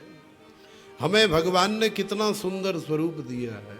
किसी का स्वरूप ठीक है तो रंग रूप ठीक नहीं है। इतना सुंदर शरीर दिया है भगवान की, कितनी बड़ी कृपा करी है। तो हमें भी भगवान के लिए कुछ करना चाहिए, हमें भी उस भगवान को याद करना चाहिए। लेकिन महाराज ये शरीर दुर्लभ तो है, बड़ी मुश्किल से, बड़े तप से, बड़े जप से, बड़े पुण्यों से प्राप्त होता है। इतना होने के बावजूद भी ये क्षण भंगुर है। किस क्षण में इस शरीर का नाश हो जाए, कब अटैक हो जाए, कब बिजली गिर जाए, कब एक्सीडेंट हो जाए, कोई गारंटी तो नहीं है। कोई गारंटी नहीं है। कोई नहीं चाहता मैं मरूं, लेकिन फिर भी सब मर रहे हैं, क्योंकि ये मृत्यु लोक है, ये काल का व्याल है, इसमें बैठे सब मरना पड़ेगा। लेकिन जो भागवत धर्म को अपना जीवन बना लेता है, जो भागवत श्रवण करता है, उसे फिर मृत्यु का किसी प्रकार का कोई भय नहीं रहता, उसे ज्ञान हो जाता है। अद्भुत ज्ञान की प्राप्ति होने के बाद तो फिर तो उस सहर्ष मृत्यु को स्वीकार करता है। फिर उसे किसी प्रकार का प्राण जाने में कोई संकट, कोई कष्ट नहीं होता, कोई दुख वेदना नहीं होती। तो बड़ा सुंदर ऐसा उपदेश किया नवयोगेश्वरों ने महाराज। इधर देवर्षि नारद ने जैसे जैसे वहां जाकर के सुना था, वैसे वैसे ही वसुदेव जी को, कन्हैया के पिताजी को समझा दिया। भगवान तो सारे संसार में कण कण में वसे हुए हैं, केवल राम और कृष्ण के रूप में ही भगवान नहीं है। भगवान की तो इतनी विभूति है संसार में कि आप थक जाओगे लेकिन गिन नहीं सकते। संख्यानम परमाणूनां कालेन क्रियते मया, न तथा मे विभूतीनां सृजतोऽण्डानि कोटिशः।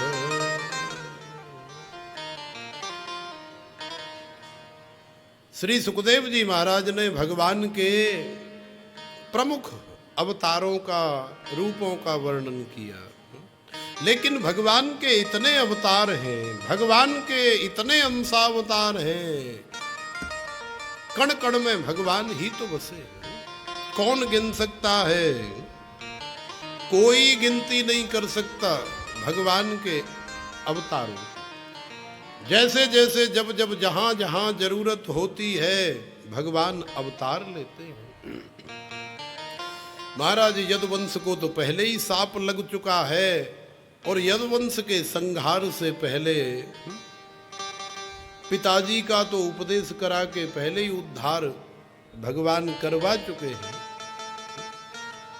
अब वसुदेव और देवकी को भी दिव्य ज्ञान प्राप्त हो गया है। अब समय आ रहा है यदुवंश के संहार का, तो संहार देखने से पहले ही भगवान चाहते हैं कि अब हम भी अपनी सारी लीला संवरण करके और फिर चले जाएं। तो भगवान जब अपनी लीला संवरण करके जा रहे थे, उद्धव जी ने आकर के भगवान के पैर पकड़ लिए।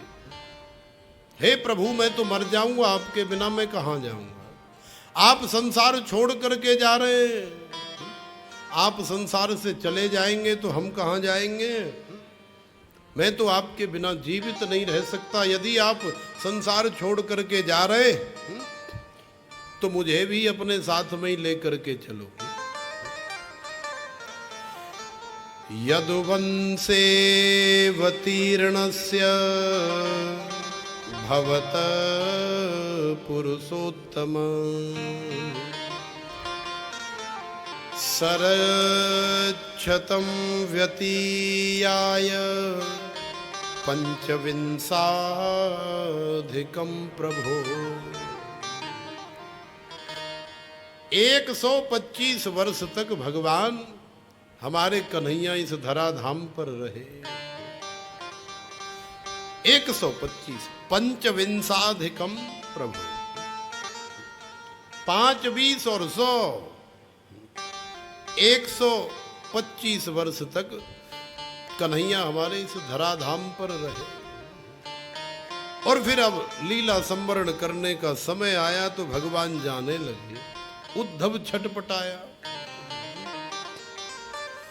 उद्धव को भगवान ने समझाया, अरे भैया उद्धव, मैं कहीं जा नहीं रहा हूं, और तुम एक काम करो, अब यदुवंश का तो वैसे ही संहार हो जाएगा, तुम यहाँ से भाग लो, कहीं जंगलों में चले जाओ, बाबा जी बन जाओ। बाबा जी बन करके भजन करो, सन्यास ले लो, भिक्षा मांग करके खाओ और भजन करो। अरे प्रभु कैसी बात कर रहे हो, मैंने कबू जीवन में भिक्षा ना मांगी। और सन्यासी, अरे मैं ना जानू सन्यासी कौन होए, का होए, कैसो होए, मोकू तुम सन्यासी बनाए रहे हो, ऐसो संभव नहीं है। मोए नाय बनो सन्यासी, मैं तो गृहस्थी ठीक हूं। लेकिन गृहस्थी कह रहे हो कि सन्यासी ठीक है और सन्यासी कह रहे हो गृहस्थी ठीक है। ऐसे ही जी रहे हैं सब, ऐसे ही एक दूसरे को देख करके। वो कह रहा है ये ज्यादा सुखी है, वो कह रहा है ये ज्यादा सुखी, अपने मन में। लेकिन ये नहीं पता कि दोनों ही दुखी हैं, अपने अपने दुख से सारे दुखी हैं। संसार में सुखी नहीं है कोई, संसारयम दुखालय, ये दुखों का घर है। उद्धव ने भगवान से कहा तो भगवान ने समझाया, हे उद्धव देखो मैं तुम्हें बताता हूं सन्यास क्या होता है। सन्यास धर्म का अनुसरण करो, मैं कहीं नहीं जा रहा। एक बार हमारे पूर्वज यदु महाराज जंगल में विचरण कर रहे थे। यदु महाराज ने देखा एक मोटा ताजा हट्टा कट्टा एकदम तेजस्वी तपस्वी यशस्वी मनस्वी ओजस्वी बाबा जी पड़ा हुआ है चकाचक। देखा हे भगवान ये कितना हट्टा कट्टा हो रहा है, कैसी चमक मार रही है यहाँ पे से।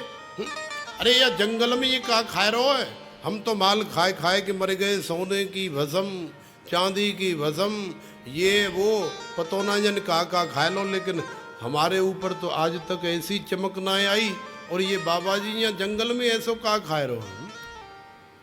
तो बाबा जी के चेहरे को देख करके यदु महाराज बड़े प्रभावित हुए, चरण पकड़ लिए।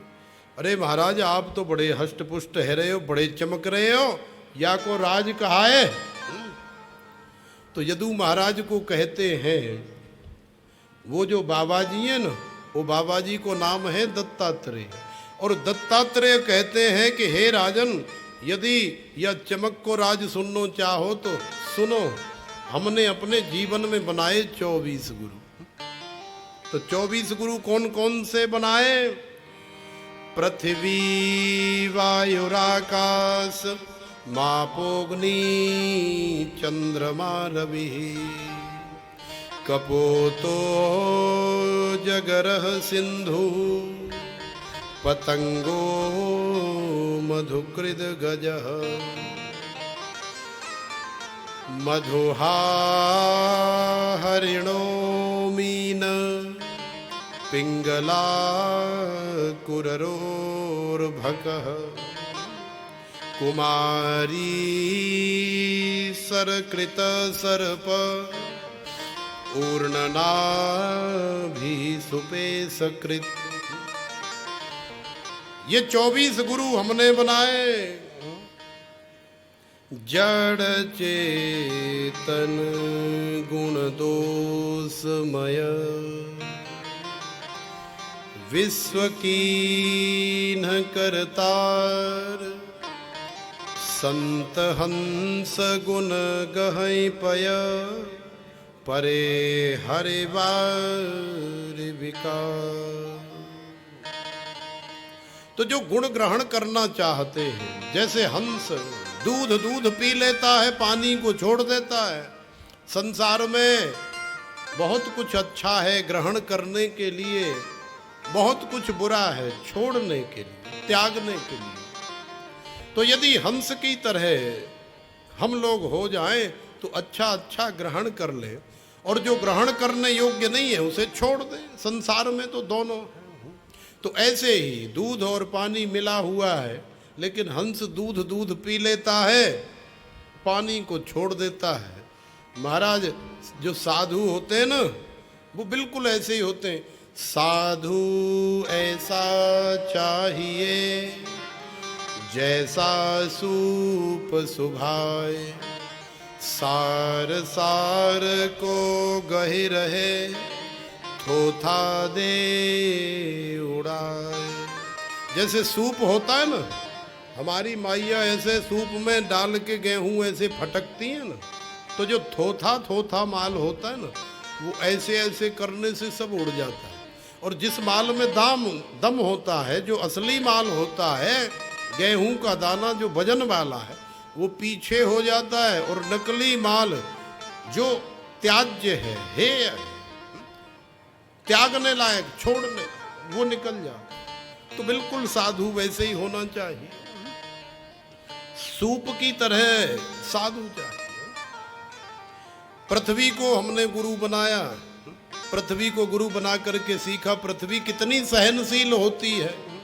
कितने गड्ढे, कितने बोरिंग, कितने बिल्डोजर, कितनी बिल्डिंगें रोज बनाई जा रही हैं, कितनी गिराई जा रही हैं, लेकिन महाराज सब कुछ सहन कर रहे हैं। पृथ्वी से हमने सीखा व्यक्ति के अंदर सहनशीलता होनी चाहिए। कोई कुछ कह जाए तो एकदम से मत टूट पड़ो, है क्या कह रहे हो, है तेरी तो मैं, तेरी हिम्मत कैसे भाई बोल।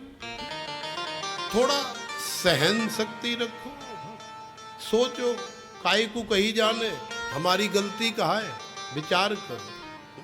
विचार करोगे इतनी देर में गुस्सा निकल जाएगी। भाई समय होता है, समय निकल गया फिर वाकई मन बदल जाएगा।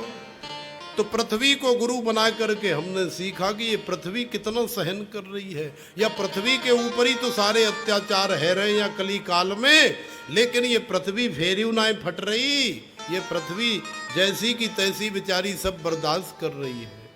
तो हमने यह पृथ्वी से शिक्षा ली है, ये पृथ्वी माता हमारी गुरु है। ये वायु को भी हमने गुरु बनाया, जो सबको प्राण जीवन दे रही है, बह रही है। वायु दोनों को समान रूप से ले जाती है। दुर्गंध आ रही हो तो दुर्गंध को भी ले जाएगी, और कहीं से सुगंध ही आ रही हो तो सुगंध ही को। पक्षपात नहीं करती कि नाना मैं तो खाली सुगंधी ले जाऊंगी संदल वाली, और ये जो यहाँ कूड़े को गड्ढा है ना, यहाँ पीछे है हमारे हर मिलाप के पीछे ही, यामीते इतनी दुर्गंध आवे, यहाँ पे कोई विचार ही नहीं करे, कोई नेता, कोई सामाजिक कार्यकर्ता। जब भी हवा चले इतनी दुर्गंध फैल जाती है सारे क्षेत्र में। देखो एकदम बिल्कुल चौराहे पर ढेर लगा हुआ है कचरे का, वो सड़ता रहता है, गलता रहता है, भयंकर बदबू उसमें उत्पन्न होती है। और जब हवा चलती है तो सारे क्षेत्र को वायु दूषित कर देती है। तो ऐसी जगह पर सोचना चाहिए कि कचरा का ढेर, कचरे के इतने बड़े बड़े जगह ऐसी जगह पर नहीं बनाने चाहिए। तो वायु महाराज दुर्गंध को भी और सुगंध को भी समान रूप से ले जाती है, भेदभाव नहीं करती। हमने वायु को गुरु बनाया, आकाश को गुरु बना करके हमने सीखा कि आकाश हमेशा काऊ को संग नाए करे। कितने आकाश में डोले लेकिन काऊ को यार ना आए। कितने हेलीकॉप्टर गए, कितने प्लेन गए, काऊ को सग्यो नाए बने हो आज तक एकदम असंग है। सबका संग करता है लेकिन फिर भी असंग है। तो आकाश को भी हमने गुरु बनाया। जल को गुरु बना करके हमने सीखा जल कितना शीतल होता है। आप उसको कितना भी गर्म कर दो, लेकिन जल का स्वभाव है एक आध घंटा धर दो फिर तो ही ठंडो हो जाएगा। कितना भी उबाल के रख दो, एक घंटे बाद देखो पी लो। जल का स्वभाव निर्मल है, बड़ा सहज है, बड़ा सरल है, शीतलता प्रदान करता है, इसलिए जल को गुरु बनाया। सर्प को महाराज हमने अग्नि को गुरु बनाया। अग्नि को गुरु बना करके हमने सीखा ईंधन के भेद से अग्नि कहीं थोड़ी कहीं ज्यादा टेढ़ी मेढ़ी जलती। उसी प्रकार से शरीर में, आत्मा में बहुत नाना तत्व की प्रतीति होती है। चंद्रमा को गुरु बना करके हमने सीखा कि चंद्रमा कभी न घटता है न कभी बढ़ता है, वो एक जैसा रहता है। लेकिन फिर भी कई लोग कहते हैं कि चंद्रमा आज छोटो कल बड़ो परसों और बड़ो, और पूर्णमासी को पूरा हो जाता है। तो चंद्रमा की कला घटती बढ़ती है, चंद्रमा कभी घटता बढ़ता नहीं है। चंद्रमा अपने आप में जैसा है वैसा ही रहता है। ठीक उसी तरह से आत्मा है। सूर्य को गुरु बना करके हमने सीखा। देखो महाराज, गर्मी जब होती है तो सूर्य तप करके और पृथ्वी के सरोवरों में, जलाशयों में जितना जल होता है, नदियों में उठाता है। उठा करके उसको फिल्टर करता है, फिल्टर करके फिर बारिश करता है। तो सारी दुनिया को कितना आनंद आता है। ऐसी भीषण गर्मी पड़ रही हो और बारिश हो जाए तो कितना सुहावना मौसम हो जाता है। तो सूर्य जैसा परिश्रमी, मेहनती, पुरुषार्थी बनना चाहिए। खुद मेहनत करके दूसरों को सुख प्रदान करे। हमने कबूतर को भी गुरु बनाया। कबूतर को काहे को गुरु बनाया? कबूतर बहुत ममता वाला होता है। एक कबूतर और एक कबूतरी, जंगल में बच्चे। शिकारी आया, कबूतर नहीं गए हुए महाराज भोजन लेने के लिए बच्चों के लिए। शिकारी आया, जाल डाला, बच्चों को फंसा लिया। अब कबूतर और कबूतर नहीं आए, देखा बच्चे फंसे हैं, इनको बचाना चाहिए, तो बच्चों के चक्कर में फिर वो भी फंस गए। तो कबूतर को गुरु बना करके हमने ये सीखा कि बहुत ज़्यादा जो ममता होती है, बहुत ज़्यादा जो मोह होता है घर परिवार में, वो भी जीव को फंसाने वाला और बांधने वाला ही होता है। और आखिरकार उसी ममता के चक्कर में जीव कभी भजन करने के लिए निकल ही नहीं पाता। उससे पहले तो आयु समाप्त हो जाती है और मर जाता है। प्रेम से बोलो राधे राधे। सांप को हमने गुरु बनाया। अजगर करे न चाकरी, पंछी करे न काम, दास मलूका कह गए, सबके दाता राम। अजगर देखो कैसे मस्त पड़ा रहता है। अपने आप भगवान भोजन की व्यवस्था करते हैं, कहीं न कहीं से शिकार मिल ही जाता है। तो इस प्रकार से भगवान ने समझाया उद्धव को कि ऐसे दत्तात्रेय जी ने 24 गुरु महाराज बनाए। और 24 गुरुओं का वर्णन जब यदु महाराज ने सुना तो यदु महाराज गदगद हो गए। यदु महाराज गदगद हो गए। इधर उद्धव जी ने भगवान के चरण पकड़ रखे हैं। प्रभु, ऐसा सन्यास धर्म होता है, ऐसा सन्यासी होता है। और भी सन्यास की भगवान ने बहुत व्याख्या करी। आखिर में उद्धव कहने लगे, प्रभु आप मोए तो साथ में ले चलो, तुम यहाँ से चले जाओगे तो फिर पतो नहीं मेरो का होगा। तो भगवान कहते हैं, हे उद्धव, मैं कहीं जा नहीं रहा हूँ संसार में, मैं हमेशा हमेशा के लिए इसी संसार में रहूँगा। लेकिन मेरा रूप बदल रहा है। देखो, जब समय बदलता है तो रंग भी बदलता है, रूप भी बदलता है। तो उसी प्रकार से भगवान हमें छोड़ करके कहीं गए नहीं हैं और ना ही भगवान कहीं जाने वाले हैं और न जाएंगे। भगवान सदा सर्वदा इसी संसार में रहते हैं। यदि संसार है तो भगवान है, और संसार नहीं है तो भी भगवान है। भगवान तीनों कालों में सत्य है। तो भगवान कहीं गए नहीं, उद्धव को भगवान ने दिखाया कि अब देखना उद्धव हम कहाँ जा रहे हैं। तो भगवान जाने के लिए तैयार हुए। भगवान ने अपने तेज को एक ज्योति के रूप में परिणत किया। श्रीमद् भागवत तेज स्वकीयं यद भवत्तेज तच्च भागवते दधा तिरोधाय प्रविष्टोऽयं श्रीमद्भागवतार्णवम्।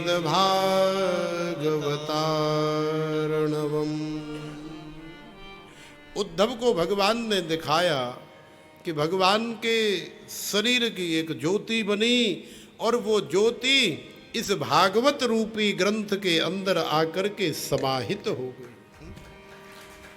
तो भगवान कहीं नहीं गए, भगवान तो भागवत के रूप में कली काल में आज भी हमारे सामने, हमारे समक्ष बिल्कुल सामने बैठ करके सदा दर्शन दे रहे हैं। लेकिन हम लोग हैं कि भगवान को पहचानते ही नहीं। वहाँ बिहारी जी बैठकर खड़े होकर के दर्शन दे रहे हैं और यहाँ भागवत के रूप में 7 दिन से भगवान बैठ करके दर्शन दे रहे हैं। कितना आनंद आया। उद्धव का भी कल्याण हो गया। उद्धव को दिव्य ज्ञान भगवान ने प्रदान किया। उद्धव जंगल में चले गए, साधु संत ऋषि मुनि बन गए, बैठ करके भगवान का भजन किया और फिर आखिर में अपना उद्धार किया। श्री सुखदेव जी महाराज कहते हैं, हे राजन, अब लगभग तुम्हारी मुक्ति हो चुकी है, तुम्हारे जाने का भी समय आ चुका है। तो तुम भी अपना प्राण चढ़ाओ, तुम भी प्राणायाम लगाओ, भगवान का चिंतन करो, कीर्तन करते करते भगवान की समाधि में भगवान के अंदर ही लीन हो जाओ। तक्षक आएगा, इस नश्वर शरीर को डंक मारेगा, ये जल करके भस्म हो जाएगा। यदि तुम्हारे मन में अभी भी कोई शंका रह गई हो, अभी भी कोई जिज्ञासा हो, तो अभी भी तुम प्रकट कर सकते हो। लेकिन सुखदेव जी महाराज ने इतने प्रेम से कथा सुनाई, इतने प्रेम से समझाया कि परीक्षित की एकदम ऐसी बात समझ में आ गई कि परीक्षित को भी अद्भुत ज्ञान की प्राप्ति हो गई। और फिर आगे के कली काल का थोड़ा सा वर्णन किया। सुखदेव जी महाराज कहते हैं, देखो 24वां अवतार भगवान का कली काल में होगा, कल्कि के नाम से। तो कैसा होगा और कहाँ होगा? संभल ग्राम मुख्यस्य ब्राह्मणस्य महात्मन भवने विष्णु यशसः कल्कि प्रादुर्भविष्यति। उत्तर प्रदेश के मुरादाबाद जिले में संबल नाम की तहसील में विष्णु यश नामक एक ब्राह्मण के यहाँ घोर कलयुग जब आएगा, तब भगवान श्री हरि कल्कि के रूप में प्रकट होंगे। और फिर कली काल में जो दुष्ट होंगे, जो भक्तों को, संतों को सता रहे होंगे, उनका संहार करेंगे। परीक्षित की सारी शंकाओं का सुखदेव जी ने समाधान किया। परीक्षित अब एकदम से दिव्य ज्ञान को प्राप्त करके और मुस्कुरा रहे हैं। सुखदेव जी महाराज कीर्तन कराते हैं, क्योंकि कली काल में कलयोग केवल हरि गुण गाहा, गावत नर पावहि भव था।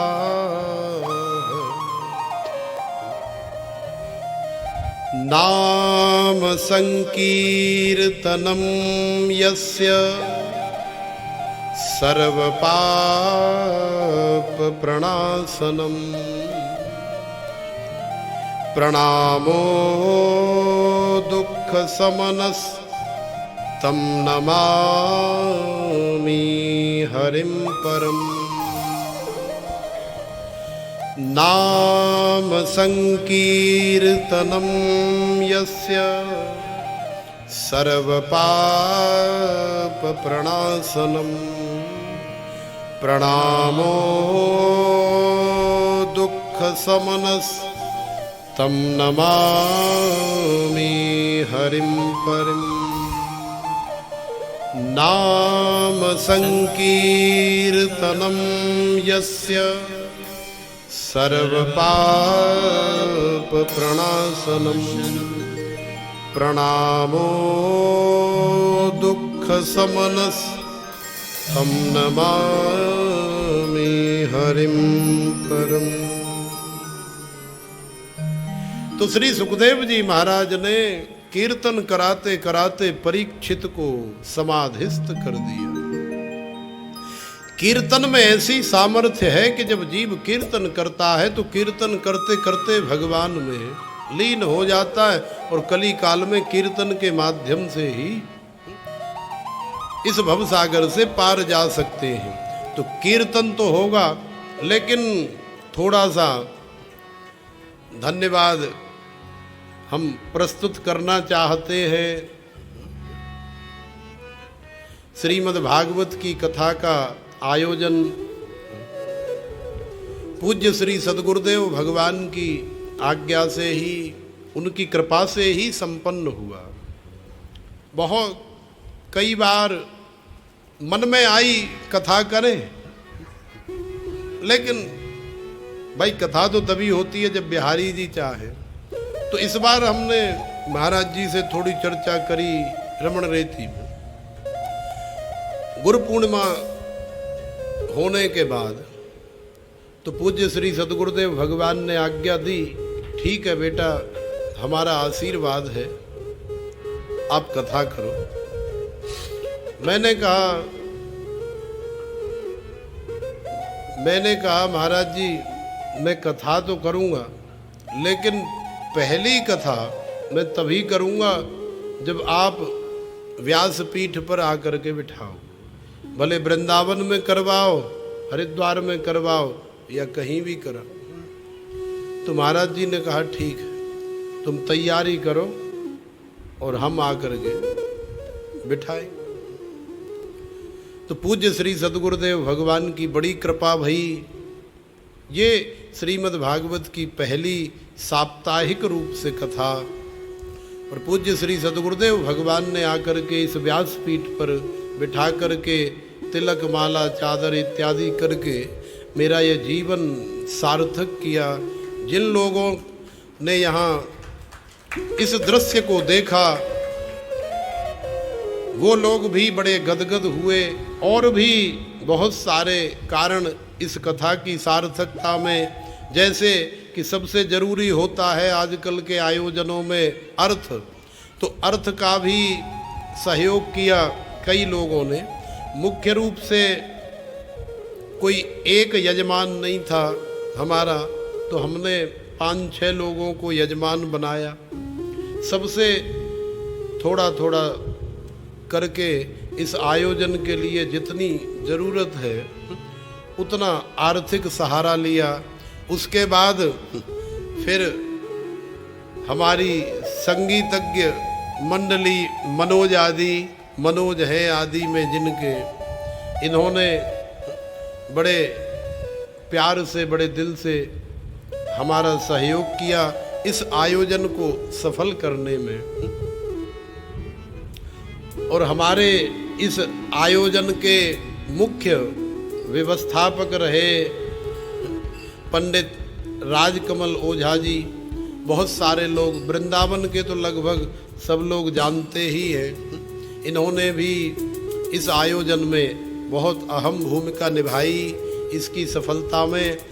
और हमारे वृंदावन के ही कुंवर जी, जिनका ये साउंड लगा हुआ है, जिसके माध्यम से आपके कानों तक हमारी आवाज़ पहुंच रही है, और नहीं तो साउंड नहीं होता तो महाराज कैसे कथा सुना पाते आपको।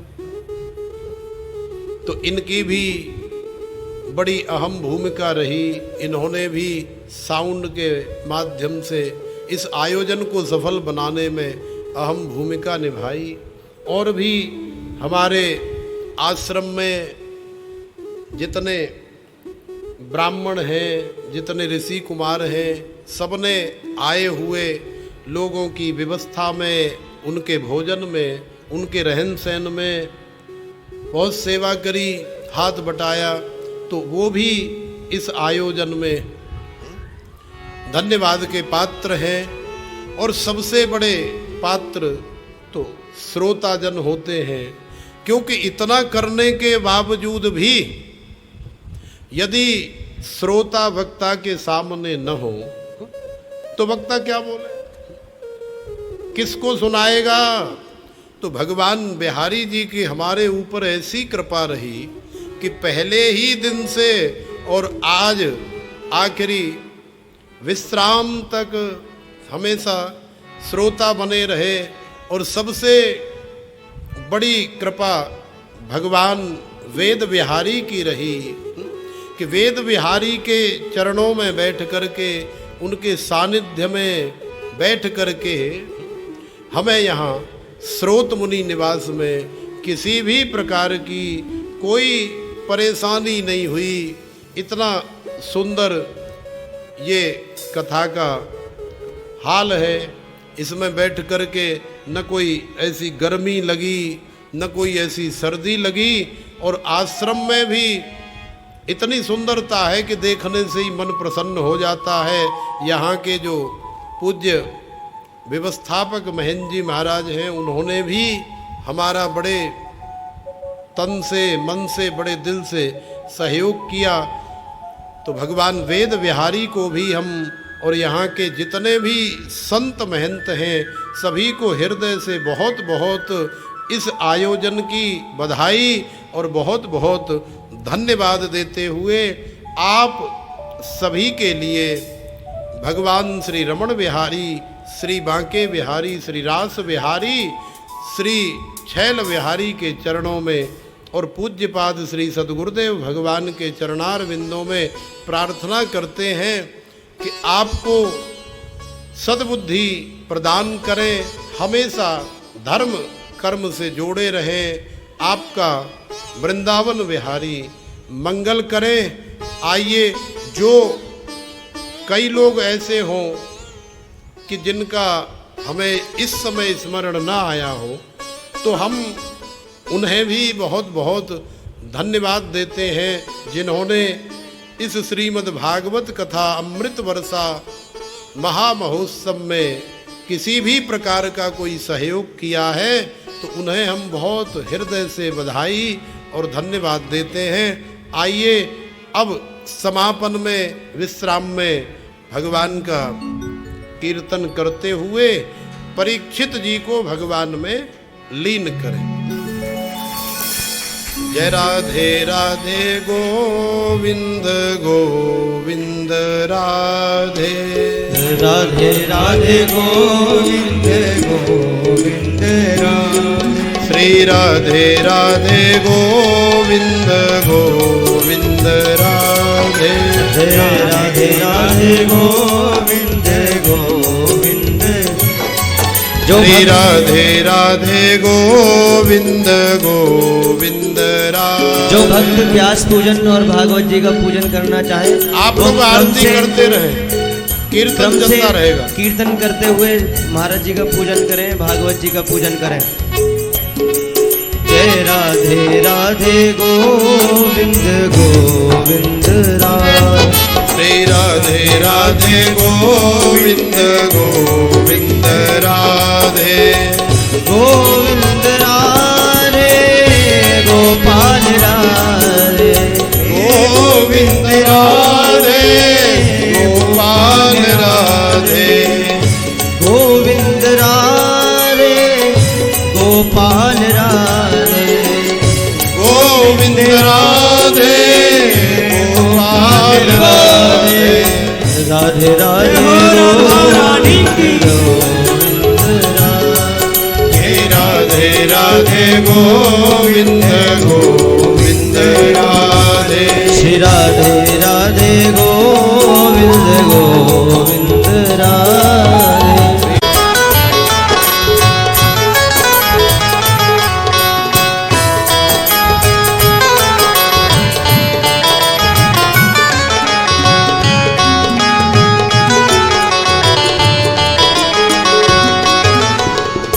मन में बसी बस चाह यही,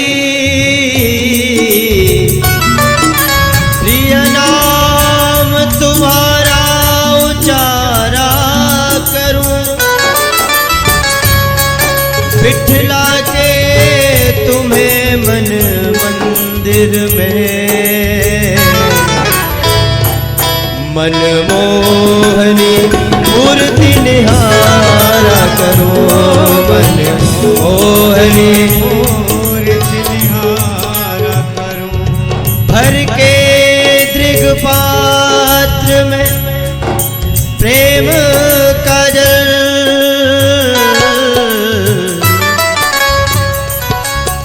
पद पंकज नाथ पखारा करूं, पन प्रेम पुजारी तुम्हारा प्रभु,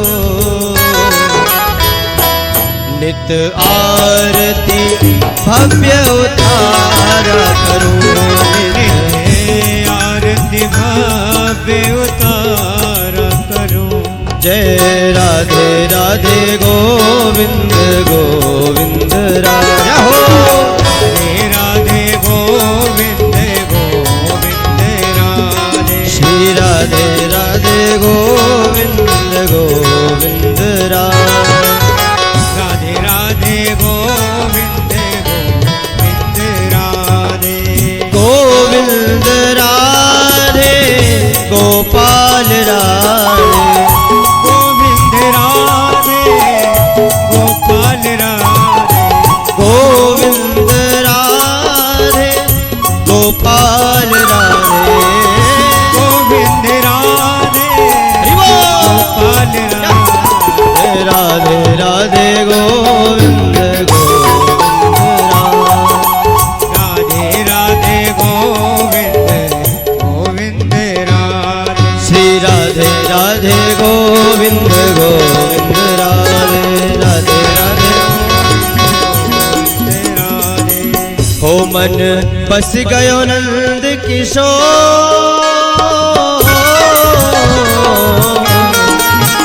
मन बस गयो नंद किशोर, अब जाना नहीं कहीं और, बसा लो वृंदावन में, बसा लो वृंदावन में, हो बसा लो वृंदावन में, बसा लो वृंदावन में।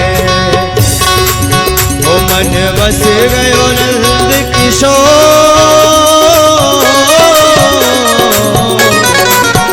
मन बस गयो नंद किशोर, अब जाना नहीं कहीं और, बसा लो वृंदावन में, बसा लो वृंदावन में, हो प्यारे बसा लो वृंदावन में, बसा लो वृंदावन में।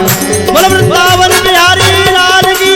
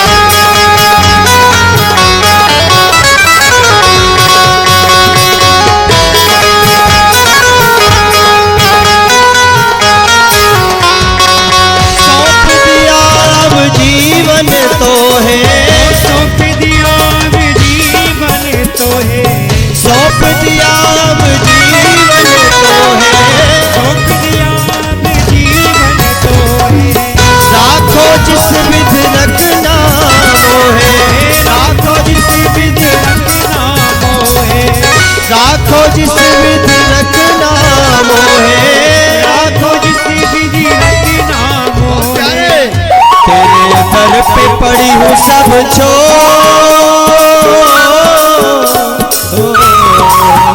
तेरे दर पे पड़ी हूँ सब छोड़, अब जाना नहीं कहीं और, बसा लो वृंदावन में, बसा लो वृंदावन में, बसा लो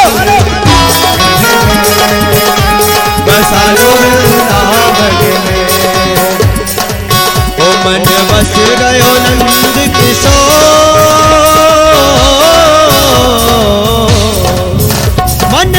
बस गयो नंद किशोर, अब जाना नहीं कहीं और। बसा लो बसा लो ओ बसा लो बसा लो वृंदावन। श्री राधे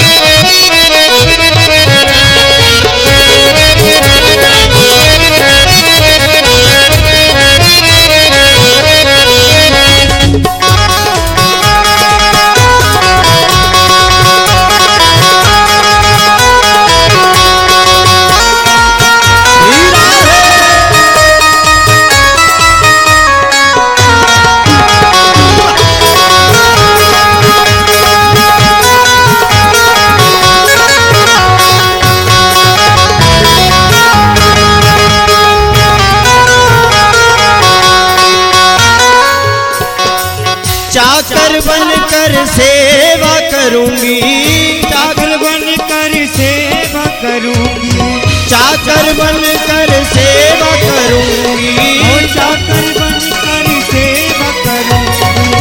मधुकरी मांग कलेवा करूंगी, मधुकरी मांग कलेवा करूंगी, मधुकरी मांग कलेवा करूंगी, ओ मधुकरी मांग कलेवा करूंगी। और प्यारे तेरे दर्श करूंगी उठ भो,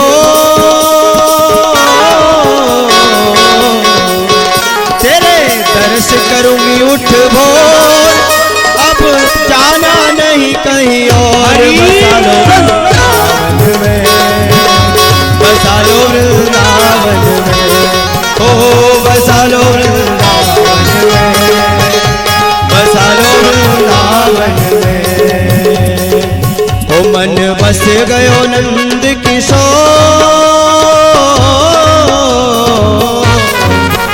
मन बस गयो नंद किशोर, अब जाना नहीं कहीं और। बसा लो वृंदावन में, बसा लो वृंदावन में, बसा लो वृंदावन में, बसा लो वृंदावन में। वृंदावन बिहारी लाल की जय हो।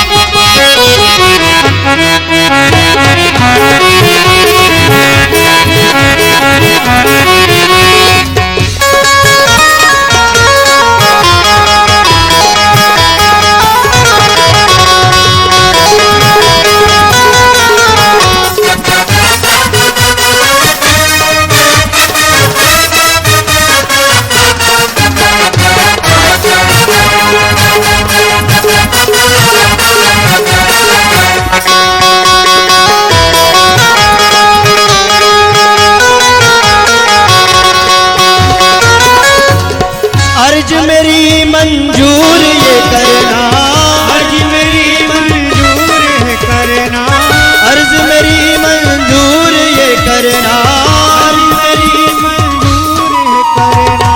वृंदावन से दूर न करना, वृंदावन से हो, वृंदावन से दूर न करना, वृंदावन से दूर न करना। हो कहे मधुप हरि जी हथ जो, कहे मधुप हरि जी हथ जोड़, अब जाना नहीं कहीं और। बसा लो वृंदावन में, बसा लो वृंदावन, बसा लो वृंदावन में, हेलो बसा लो वृंदावन में। ओ मन बस गयो नंद किशोर, अब जाना नहीं कहीं और। बसा लो वृंदावन में, ओ बसा लो वृंदावन में, बसा लो वृंदावन में, बसा लो वृंदावन में, बसा लो वृंदावन में।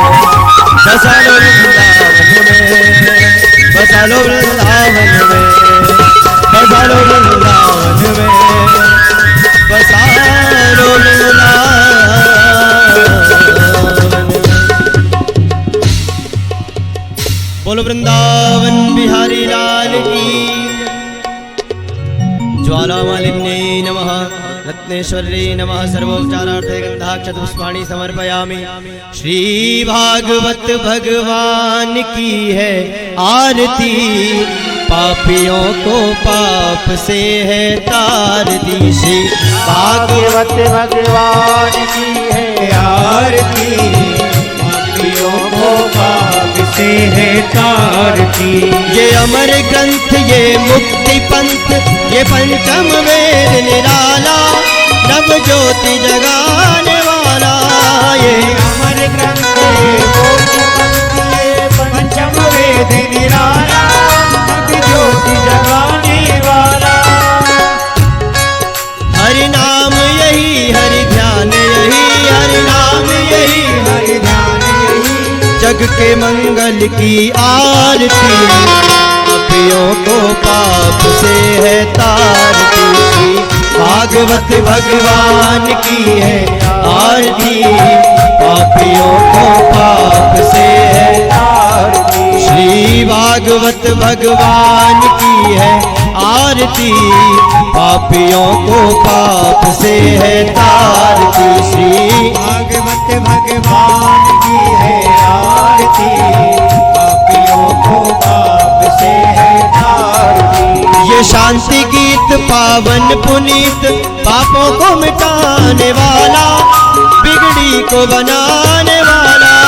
ये शांति गीत पावन पुनीत, पापों को मिटाने वाला, हरिदर मिटाने वाला।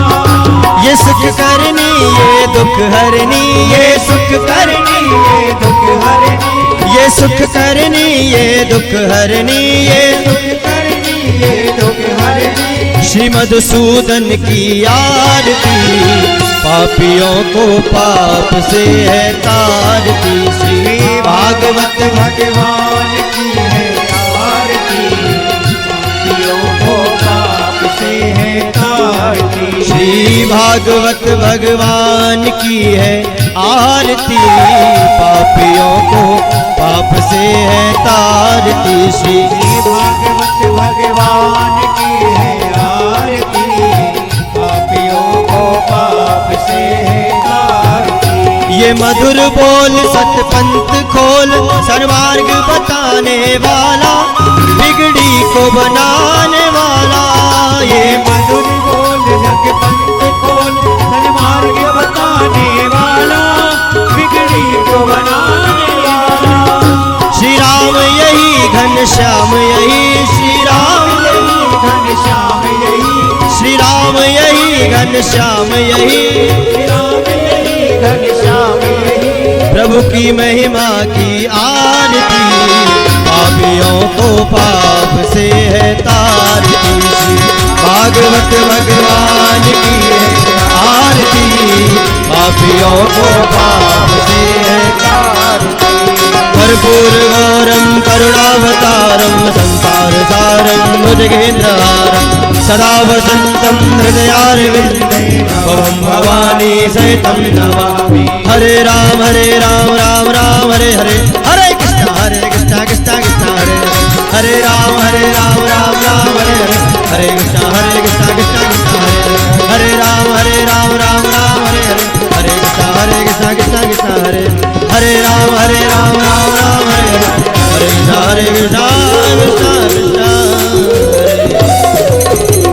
ओम जलेन शुक्ले कर्णं स्वामी देवाय वंदनम्। यो हो शांतिरन्तरिक्षगुं शान्तिः, पृथिवी शान्तिरापः।